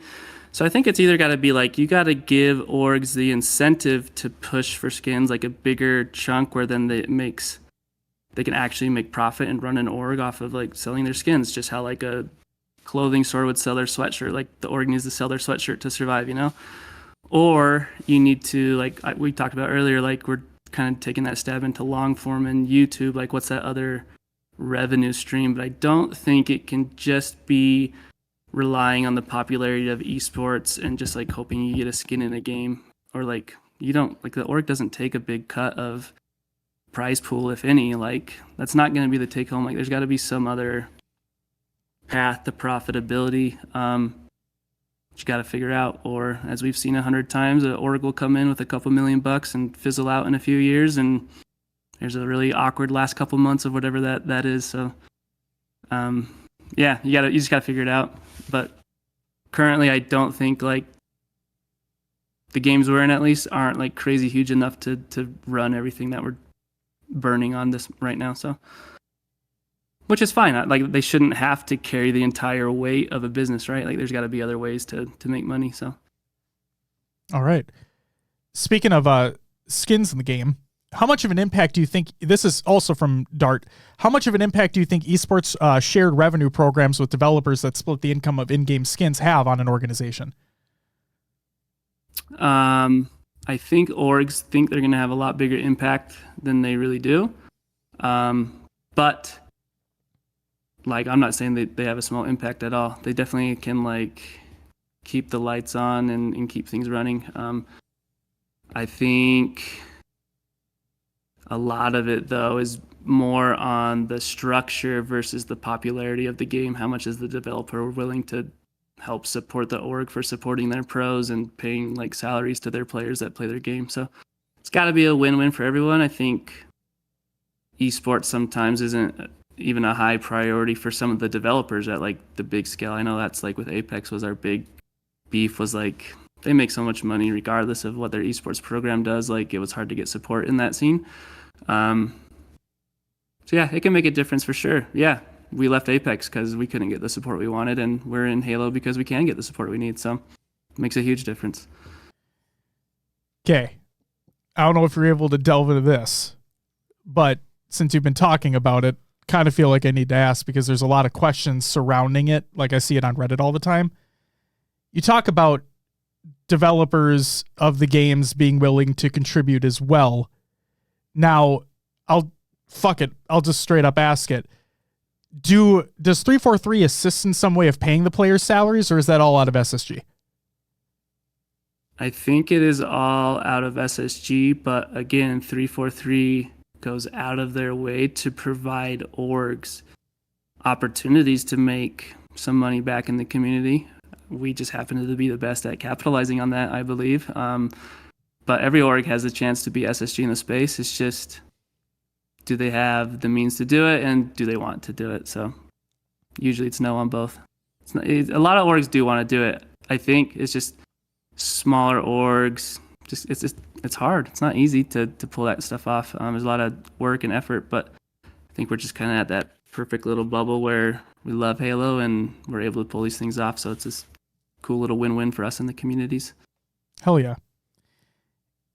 And then from Zarners, talking about you and the like video production side of things, do you have any plans on doing more docuseries type content like we saw last year? Or perhaps shorter form and hopefully easier produced content similar to like the Legacy of Elamite video that focuses on the players? Yeah. Trying to crank into long form this year, and whether that's like office culture stuff and like how we run SSG and kind of opening those doors, or if that's tying like nobody cares who I am, right? Like I'm not going to get views on YouTube. Like we do. Can't be SSG, we care about you. Whatever. Yeah. Like, so we have to be like smart in how we work with the Halo community. And like, so like, yeah, there'll be those stories involved in those videos, I'm sure, or like a little bit deeper look at a general gaming side. And then like the core esports side, I think there'll always be an effort to document the teams and have a more serious look at the process of being a professional gamer. So hopefully a little bit on both in the coming year from SSG. Very much looking forward to it. And then Space Station did say that you guys do have a doc coming out for Salt Lake, so that would be pretty fucking cool. Can't wait to see it. Yeah, man, that Optic match was so sick. Oh, the reverse sweep? Is that what you're talking about? Yeah. Yes. The reverse sweep was just like crying, dude. Everyone was so hyped and excited, and like employees were chirping back with Optic fans and like popping off. Like it's just so much passion and love went into it. It was so cool to see Optic, like so many fans there too. Like I was a little nervous first time I heard them chanting green wall. I was like, oh man, I don't know if we can drown these guys out because we hadn't popped off yet. And then we came back, but like they travel well, dude. That's so sick that Optic has a fan base that can like travel to a different event and show up for them. Like, man, I hope we can be that level in 20 years and then still doing the kind of stuff we're still doing. That'd be sick. Hell yeah. I'm going to sound like an asshole because I forgot who asked it, but somebody did ask, how many times did you cry? I think I cried probably every day that week, to be honest. I get super emotional, and it's really easy for me to like take a step back and like take a moment in when I just like see something cool happening. I don't know why that is. I think having triplets really rocked my life for a little bit, so I can appreciate it a little more. But yeah, I cried after finals 2 or 3 times, I think, just kind of soaking it in. I think I even cried at the after party at the bar, just kind of like seeing the whole community there. I was like, this is all because of Smite. Like, how stupid is that? Like, this like kind of like came from Smite somehow. It just like had this like moment of clarity. It was cool. But yeah, I'll cry in like any shoot that we do, like interviews and stuff behind the scenes, and it's just like all that stuff always gets taken out because it's just so stupid, but whatever. So like you said, it's all because of dumb luck, Smite, and having a famous friend as a YouTuber. That's basically how we got here. Like I said, like I'm not unaware that I got super lucky and like blessed with a crazy opportunity, and I'll never take that for granted. But like I'm just super proud because at the same time I am like that idiot that got blessed and like still had to make it happen. Like, so it's cool. It's like I'm just happy of what we've built, and like win or lose, like I've got like a pretty crazy resume and I'll move on to the next thing. But like for at least 6 years, I got to build a dope company with my friends, and like that's a story that like I'll carry to the grave. So it's super sick. Well, you better not fucking leave. So I don't care what. I'm not planning on Okay, it. I don't care what fucking opportunity comes your way. You better not Trust me, fucking leave. all of my eggs are in this basket. I'm ride or die till this thing either sells or I'm the bottom of the ocean. Jesus Christ. So real quick, I just want to say to everybody that has joined the chat, excuse me. Again, thank you all for the follows and the subs and the bits. I will get to them at the very end, but while we have Pookie here and before we get into the rapid fire questions, I do want to give chat an opportunity to ask a question if they have them. So feel free to add them to the chat. I will have chat open and be paying attention to that as we go through.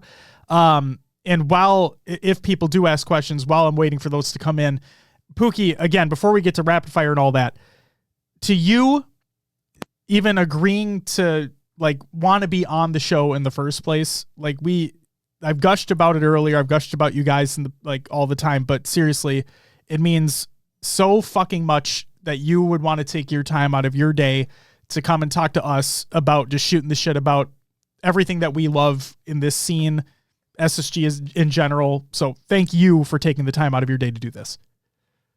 Absolute pleasure, guys. Like you said earlier, like you could reach out to us and we'll respond. Like it's just who we are. Like we're just a bunch of genuine idiots, like trying to make it work. Like I love hopping on stuff. Like to me, this is like a crazy opportunity to me, like to go on a podcast and talk about video games and esports and Halo and what I do for work. Like who am I to have that opportunity? So like it's super appreciative. And like, I just want to, I don't know. It's just fun. I reached out to you, like hoping I could like, come on. Like, I just like it. Thank you so much for getting me on. Like, I really do appreciate it. Well, don't thank us because the fuck no. Thank you. And then seriously, that means a lot coming from you as well, because we like having you reach out and whatnot. It's like, oh shit, he wants to be on the show. Oh my God, that's fucking crazy. Okay, let's get this shit started. And then also with all the SSG folks in the chat as well, and to you, Pookie, again, I gushed about it on a previous show, but I want to say this again while you guys are all listening right here and now. You guys did put on the best Halo event that we've ever seen. And I don't say that lightly. I truly do not say that lightly. And like, I know that Halo has had some crazy ups and some crazy downs, especially in the competitive space, but to see the love and the passion that you guys put into SLC, and it wasn't even a major, like you guys absolutely fucking knocked it out of the park. And all pun intended, you knocked it out of this world. It was unbelievable from start to fucking finish. It's great that the game was awesome, and it's great that the games that we saw were amazing, but it was the love and the passion and the respect that you guys all put into it that made it actually what it was. So from Sean putting out that tweet originally, asking for feedback before the event actually happened, to all the videos in the short form and the skits that you guys did for the breaks and the ad breaks and all that stuff, to having the free setup for anybody and everybody to go and just experience other streams, other games, the merch, whatever it was. You guys are fucking incredible. You guys deserve all the praise in the world. So again, thank you. Thank you so much. No, it really means a lot. That's all we wanted to do, was just put on the best show that we could. So it feels so good to have such positive feedback from the community and have everyone enjoy it. Cause it's like, after one of those, you're like, man, I don't know if I ever want to do that again. That was a lot of work, but like that payoff is what we do it for. And so it's like, yes, sign me up. If this is what my work is, dude, I'll do this for the rest of my life. Like, it does not go unappreciated from hearing the feedback from you guys. It really is such a cool experience for us. And it's just like what we do it for. So it's awesome. Well, you guys are fucking awesome. The Space Station account asks, when are you going to get out of Platinum? Probably never, to be honest. I thought I would. And Francis, the little turd behind that, he's my son. He was like my prodigy that we brought into the company. He always trolls me because I'm not good at gaming, dude, and I can't accept it. So I'll probably never get out unless they like get me into a four stack and carry me for a couple nights. I mean, hey, just hit up the team and be like, hey guys, I know you guys shit on me when we play for funsies, but can you like just carry me through matchmaking real quick? That'd be great. I did account boost in Halo 3. I gave my account to some complete stranger on the internet, and I got it back with a big shiny 50 on my team doubles ranking, dude. It was sick. Guys, get him out of here, this fucking loser. Oh my God. Did you pay him in Microsoft points too? I don't remember, probably. How else was I going to pay him? I was like 13 years old. Fuck. Oh my God. Remedy Boots asks, will you guys be at the Europa Halo LAN event in Blackpool? And if so, would you be bringing merch? The Europe Halo event? The Europa Halo event. It's a grassroots LAN that they just recently announced. Because the Arlington LAN was supposed to be an EU official LAN. That didn't take place. So Europa Halo, the grassroots organization, is going to be doing a LAN themselves in Europe. I do not think there's any current plans of us being there. That a lot of that, again, is like I'm just not in a lot of those conversations of ops and stuff. So I'm not sure what's been discussed there. As of right now, I don't think it's on the docket. We can have a conversation, though, of what it does look like to support. I doubt there would be a booth, but maybe it's ship merch there and someone can sling it for us and take part of the cut. I don't know. There's some way. It's just like, is it too late and does it make sense with Fort Worth Worlds coming up, Rainbow Six starting up soon? Like, yeah, there's just a bunch to weigh. But currently, I would say that no, I don't think there is a plan for the Europa event. Ubernick says he can do it. So there you go. All right. I trust Uber Nick. He does all our giveaways at events anyway. There you go. Perfect. Bada bing, bada boom. Look at that. Okay, so we talked about footy pajamas. We talked about other sleepwear. Things in chat I've seen. Car vinyls. Like car vinyl decals. Phone cases and pillows. Those would be very cool. Okay. Get on it, and we'll expect royalties in the mail, like I said earlier. All right. All right. Yeah. Car vinyls would be wild. That'd be sick. That would be fucking sick, and I would put one on my fucking car. I've offered my minivan as a advertisement spot if they'll pay for the lease, but the space station hasn't bid yet on that proposal. I forgot to ask this earlier. Is it actually great having a minivan? I've always wanted a minivan. It's literally my dream come true. So like that 1 in 10,000 NRG of getting triplets or RNG of getting triplets is like really paid off. It's so sick. I love my minivan, except when I have to bring it to work on a whim and there's just like goldfish and graham crackers everywhere and all my coworkers see it. And I'm like, guys, just close your eyes. It's fine. I doubt they care. And also I love how the excuse to get a minivan was that you had to have triplets. So is that what you told your wife too? Is that like, yeah, I really want this. It was just the only vehicle that made sense to get them in and out. Like if it wasn't triplets, it was going to be an SUV, and I just always wanted minivan. So it's worked out in my favor that time. Hell yes. Peanut Butt asks, what's your favorite SSG matchup to watch in the HCS right now? I think I just love watching SSG versus Optic, because it's like, to me, it's not even like players really. It's just like SSG versus Optic. Like we get to go against this historic and legendary brand that's like something every org hopes to become one day. So it's like cool that we get to go toe to toe with them and like even compete with them at the scene level. And like admittedly, like, yeah, our event in my eyes was better than them, and we get to take that victory home and notch it on the scoreboard. But they also do stuff that's way out beyond our level, and they've got wins on their scoreboard that we can't attain. So it goes both ways, but it's cool knowing that like I get to do that. And then other than that, FaZe has been really cool. It's been really cool to see Native pop off with Collect. Like a lot of the guys that we've used to have on our rosters are still homies to this day, and it's just Halo's crazy, man. It's like these pros have all been together 20 years. There's like slinging deals left and right. They're like they're two trades ahead of us before we're even aware of what's going on. It's like, and so it, like we build these cool relationships with the players, and just like they just kind of leave on a whim sometimes that we aren't ready for, but we still run into them. So it's cool to see them get other cracks and success, and like players like Spartan I really respect, and like to see him succeeding recently is really cool to just win. Again, all of Halo needs to win. It's not just SSG. Like if we don't all win, it's not going to work. So it's cool to see other people win. We're riding that Sentinels wave like real hard right now. Like I'm loving every second of it. When Lethal's happy, it's a fun time. So we're all having a good time. Okay. Fuck me. I'm gonna ask the question. So Swole Daddy in the chat asks, hair for teeth or teeth for hair? Hair for teeth or teeth for hair? Now think about this for a second, Pookie. Is it like really gristly teeth? Like I get to like gnaw on some stuff? No, we're literally saying everywhere that you currently have hair would be teeth. Everywhere that you currently have teeth would be hair. I think I'm gonna do hair in my mouth. Wait, no. Wait. No, wherever I don't the have right the choice. teeth on my head, whatever the other one is. You want teeth on your head? No, I want the flip. Yeah, that's so hair in my mouth. Yes, yeah, yes. That's the right choice. There you Isn't go. that like a whale? Don't whales have hair? Yes, they do. Or like, yes, but we don't live underwater. So, I mean, but who has teeth on their head?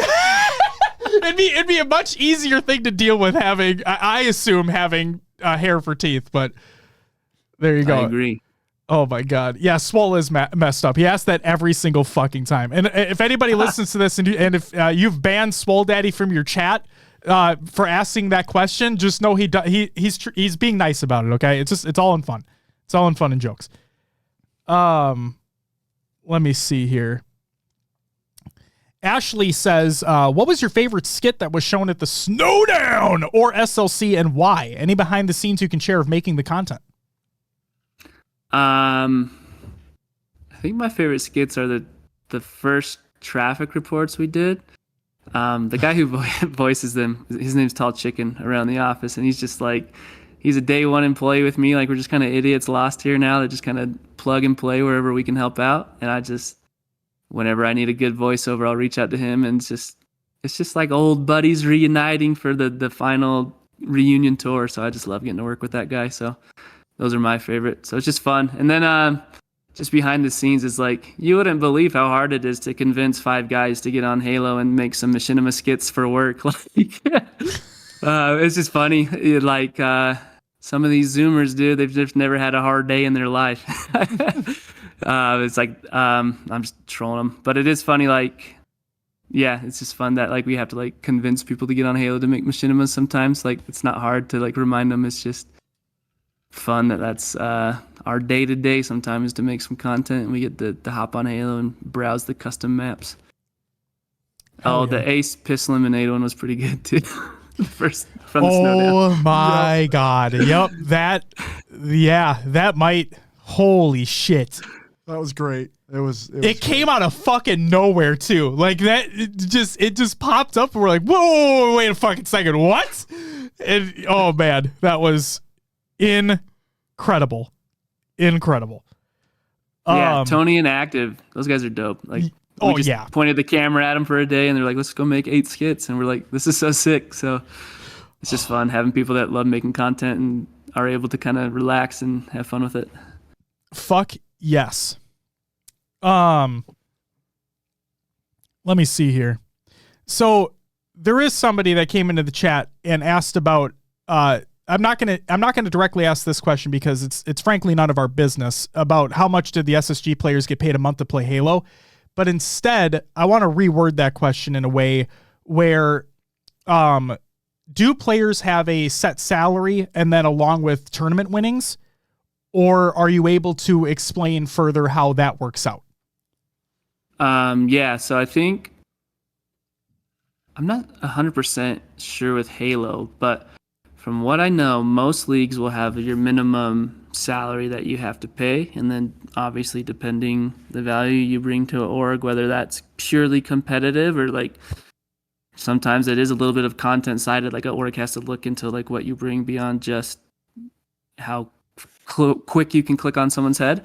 I don't think we deal with that with our Halo team. Luckily, like Halo's in a good spot where like we can just have a team that frags and we can get content from that and rely on like streamers like Nick to have the other content. But yeah, usually it's like a base salary and then a big percent of the prize pool. I think it's like 90% or something. Like you don't take home much. So players take it a lot. That's their big payout to like why they grind and work so hard is like I don't want that money. That shouldn't be how we win, right? Like, that's not fair. We should win because we have a dope brand that sponsors want to pay to attach their name to. And so we're going to do whatever it takes to build that brand. And we might suck at it some months, and some months we might kill it, but that's the goal. Thank you for that answer. And I really don't want to sound like an asshole here, but we don't typically get to talk to folks linked to an organization so deeply. So I'm going to poke just ever so slightly further. Would you say that, now let's just talk SLC specifically, right? Like, let's just talk about that area because that's where you guys are based out of. Would you say that your players make a livable wage based off the salary that they earn from SSG? Yeah, absolutely. Like, I would think all of our players could afford to live in SLC. I don't think they could afford to live in Los Angeles or some other places around the country, but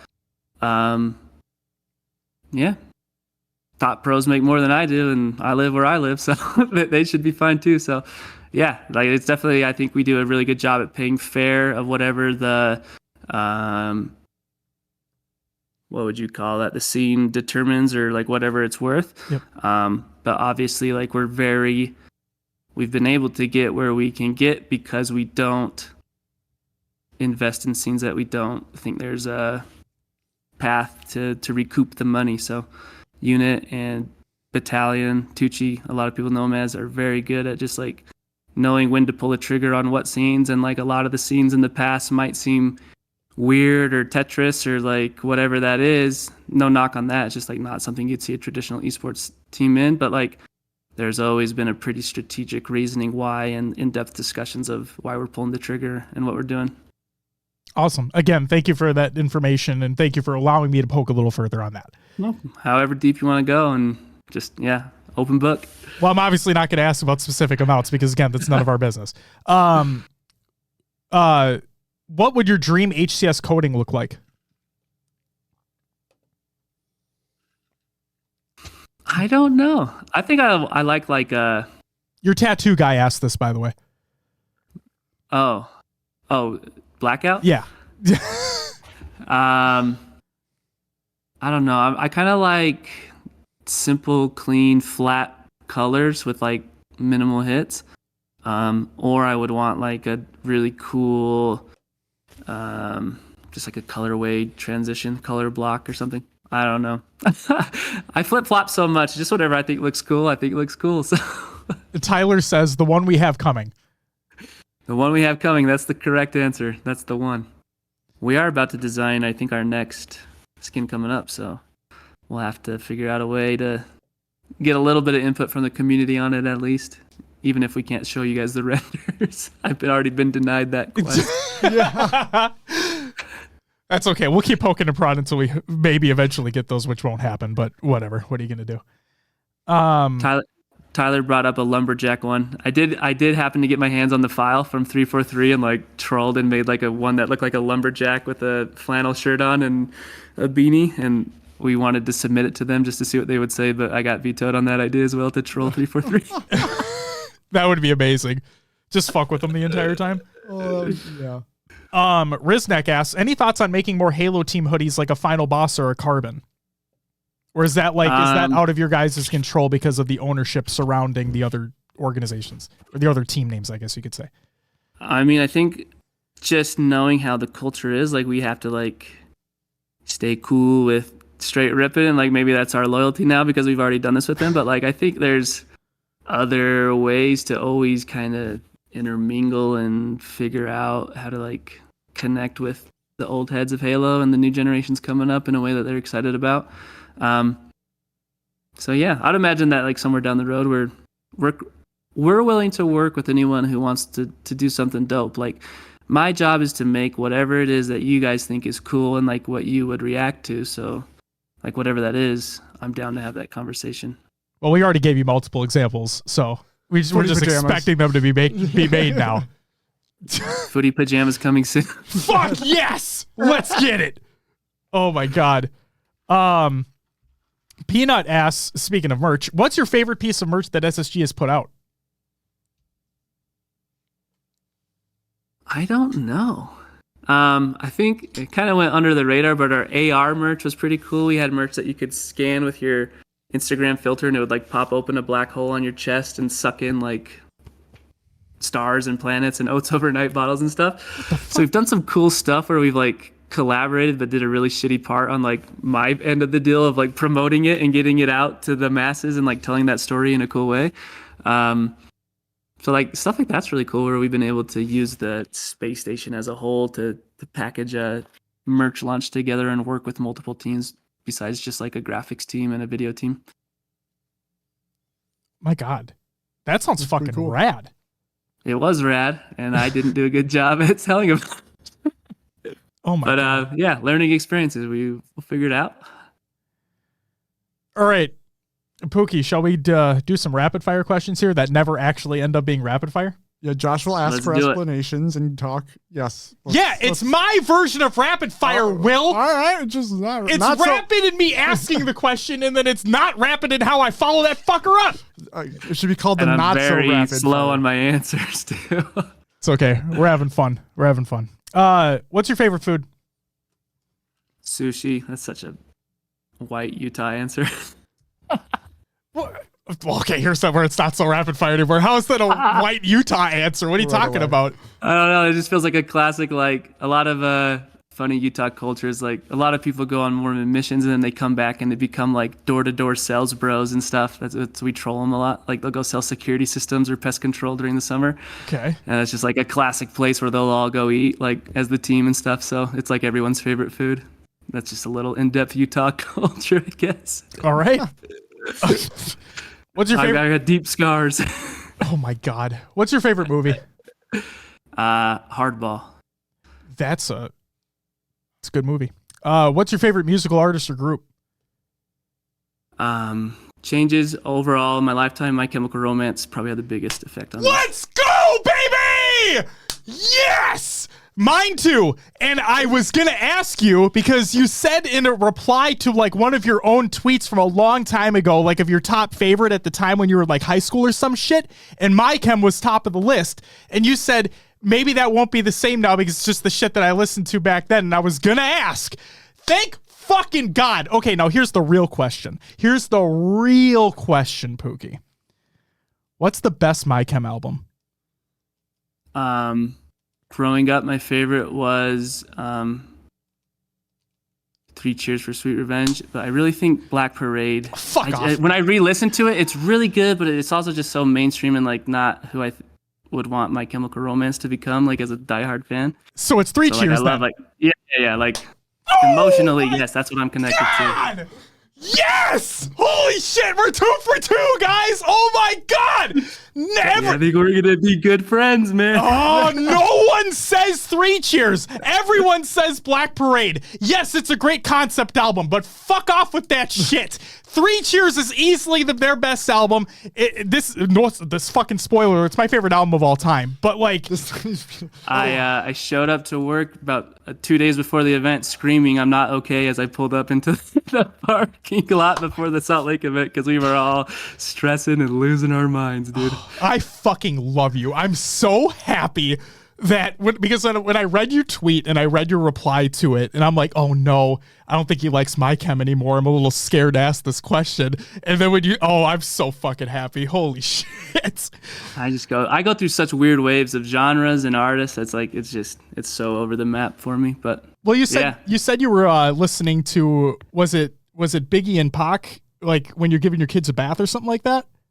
Yeah, I listened to Biggie all like a couple years through high school. Was like me and my homies would listen to him a lot. Hell yeah. And so then I'll just turn it on while I'm giving the girls a bath. So it's like they're too young to know what it's saying anyways, but they're just like bobbing around in the tub having a good time. It's just like, it's so dope that I can like, I don't know, I listened to James Taylor growing up from my parents. Like that's not cool. So that like they're getting introduced to like artists that I at least think are cool is pretty dope. So that's amazing. James Taylor's a good artist, but that's the only genre my dad listened to. So it's okay. My dad only listened to classic rock, so he was like Leonard Skinner was his shit for the longest time. But I'm so fucking happy that he said My Chem. Will, I'm fucking losing my mind right now. This interview was already amazing, but the fact that hey, like you said that, I'm just like, okay, I'm that's it. Favorite sport and team? Favorite sport, baseball. Favorite team, Utah Jazz. Okay. Just gotta love the Jazz, man. Well, I don't know. I guess I'm a fair weather fan. I haven't watched them the last year since they traded Donovan and Rudy. It's okay. Is anybody going to watch them now? When they're rolling, man, I love watching the Jazz. It's so fun. Awesome. I have a feeling I know the answer to this question based off of what you said earlier, but favorite Halo game of all time? Halo 3, yeah. But I think Infinite, it'll take over by the time it's first run. But again, it's all just emotional connection for me. Halo 3 was childhood, and this will just be like what hopefully we launch our career off of. So yeah, it'll have different meanings, but it'll be cool. Hell yeah. I already know the answer. What to this about you question. guys? When did you just been day one Halo players whole life? I have. I came in at Halo 5. I was a PlayStation kid, never really played on an Xbox, and then this guy got me into Halo esports, and I'm like, well, got to buy an Xbox now. Jumped into Halo 5, been running ever since. That's so sick. So, Will, what is your favorite then? Infinite. And mine is 3 as well. So, mainly because it's nostalgia. Yeah, it's just so many good memories, man.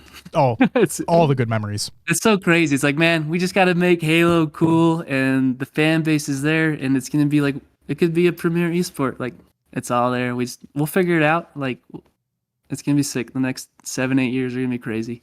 I fucking hope so. Okay, like I said, I think I already know the answer to this question, but I have to ask it anyway, and I'm glad you're not a pro player because hopefully your answer may be different. What's the worst Halo game of all time? I'm the wrong guy to be asking. I played Halo 3 and then Infinite. I think, what was it after? Was it ODST with the main mode was kind of like the zombie waves? I sound like such a poser to the whole community. No, you're fine. This is a bad look for us. No, firefight. Yeah, ODST had firefight. Yeah. Yeah, I guess that's my least favorite. But I've only played those 3 titles, so I might be pissing some people off. Nope, this works for me because everyone says Halo 4 is the worst one, and I respect that answer. It's just I know that everybody says 4, so I'm happy you didn't. That's why I'm glad I'd asked. I got into a deep WoW couple of years after Halo 3, and I didn't see Halo for a long time. What's your favorite WoW expansion?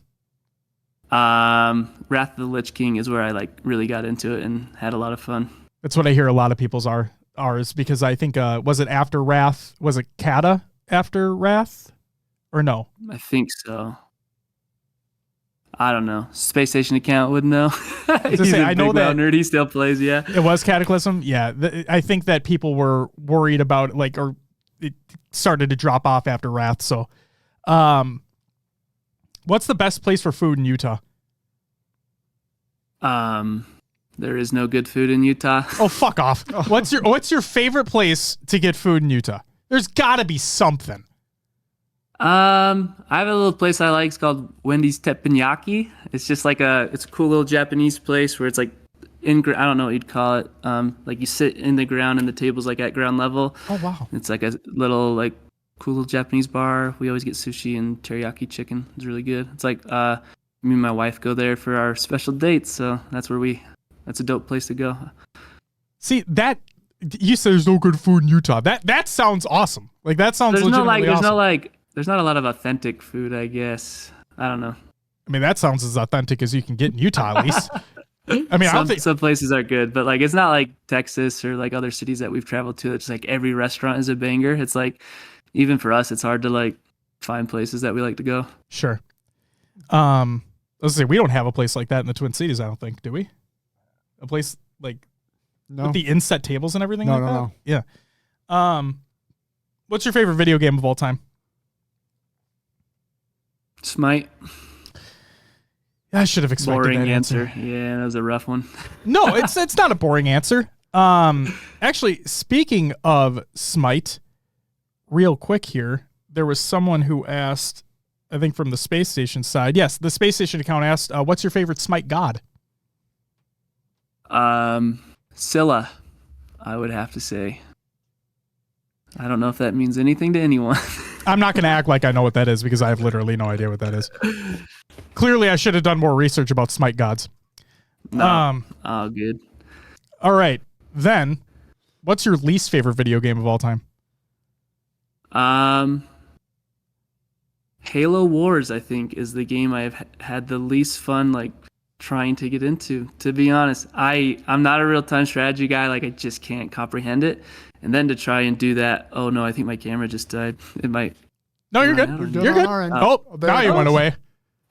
We'll keep running. Can you still hear me while I try and fix this? I can switch the camera, I think. Welcome to our interview with Pookie, aka Camera's dead. Hey, that's my bad. Let's see. How dare you? We're supposed to be professional, god damn it. This is unbelievable. Am I back? I can't no, you're not back yet. Oh my gosh, this is terrible. What was I answering?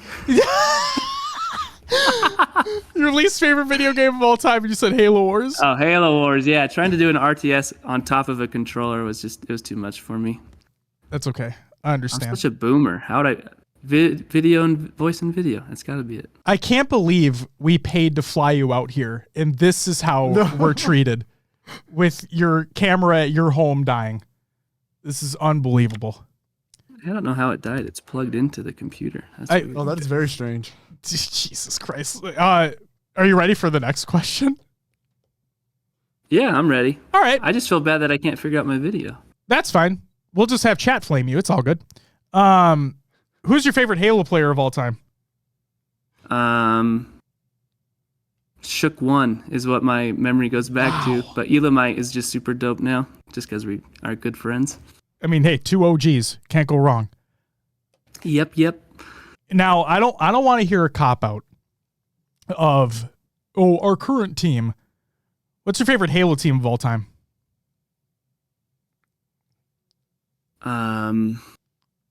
Probably like Elamite straight ripping days. What was it? Elamite T squared. Legit, and Snipe down.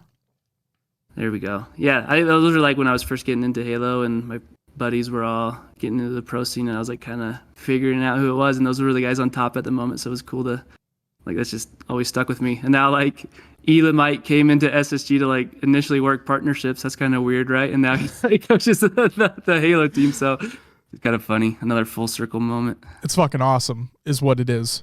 And yeah, that straight team was easily the best by far, and made one of, if not the best montages too. So, shout at them.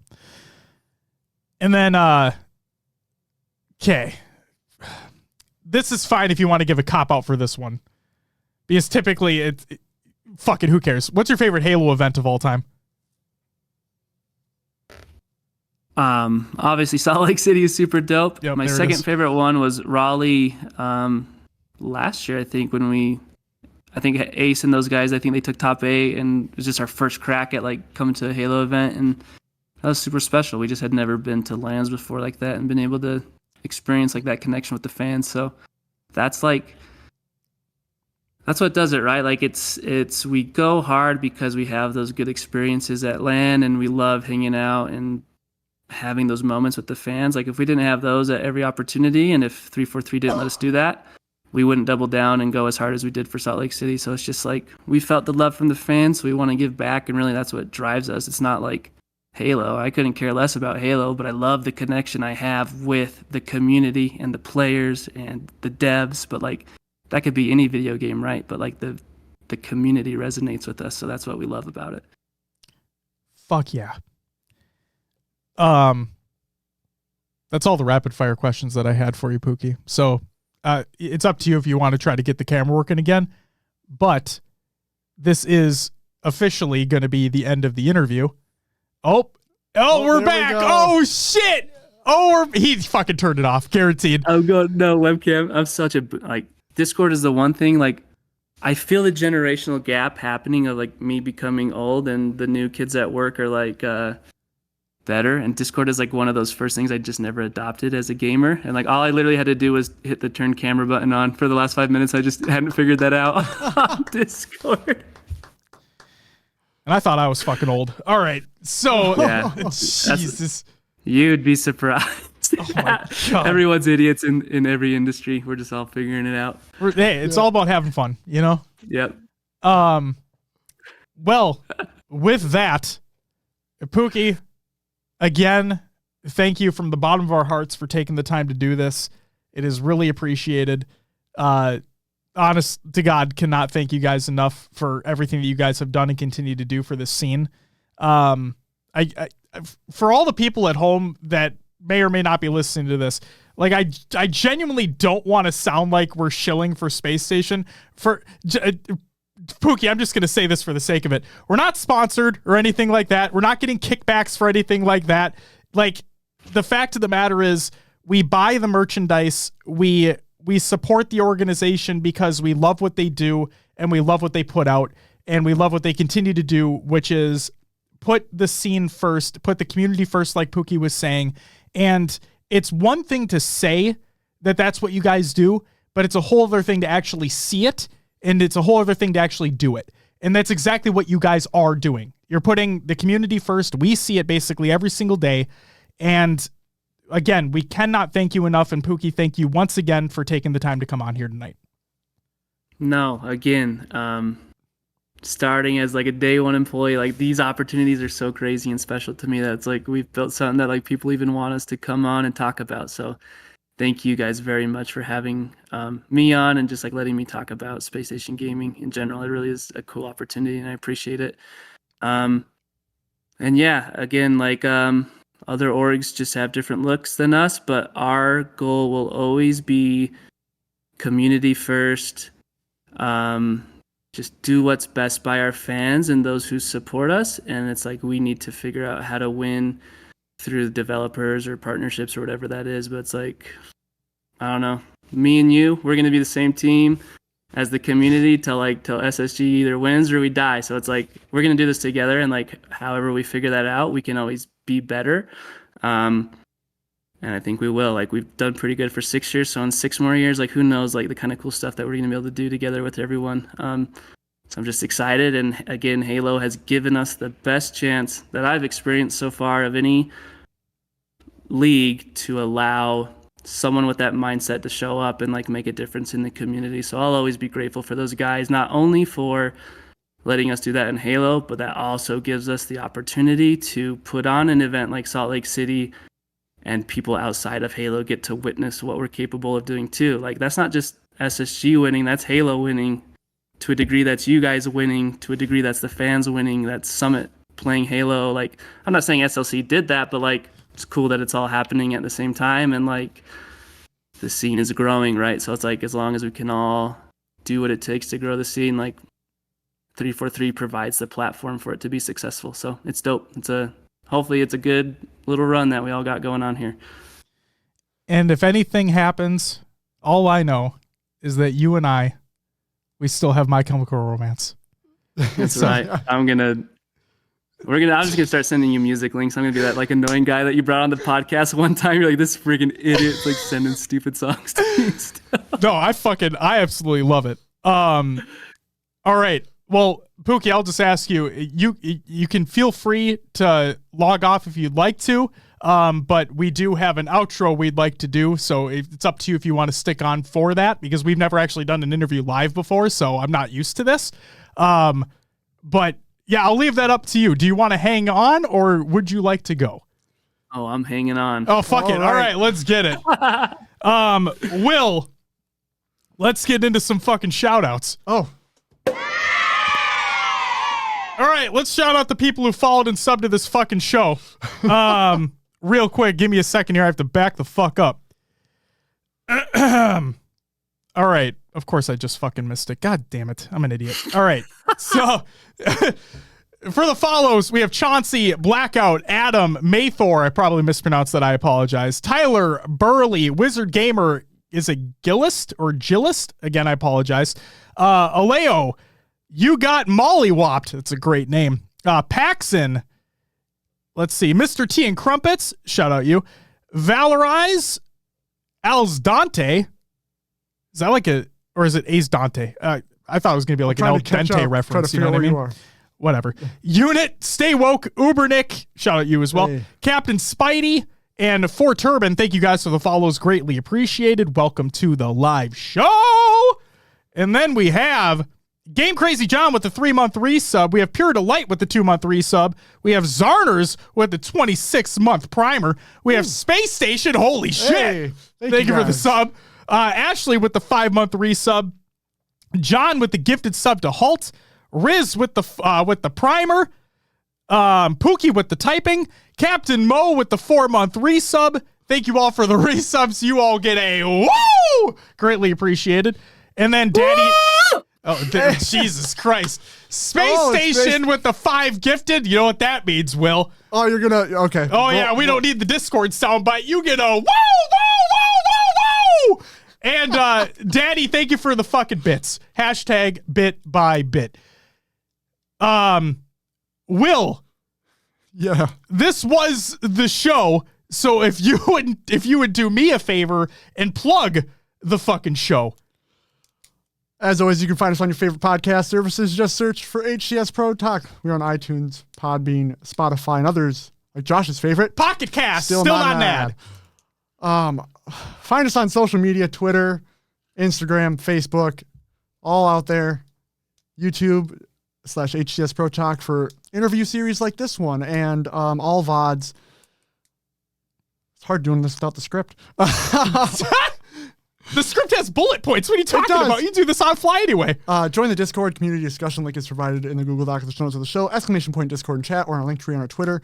It's free to join. No entry there. Just come hang out, talk Halo, other video games, whatever's going on. And then don't forget about the fine folks over at Podcast Evolved. They have great shows. Wait, where does that? Oh, what about the website? EvolvedHalo.com. Your home for there Halo. They have great shows such as Podcast Evolved, Halo Headlines, Mission Debrief, Build with Blocks, Halo TV Gear, Plus, and there you go, Halo Gear Guide. Yeah, and then Pookie. Floor is yours. If you want to shout out, where do people find you, or where do you want them directed? Where do you want them to go? I just want you guys to come back to HCS Pro Talk next week and enjoy the show.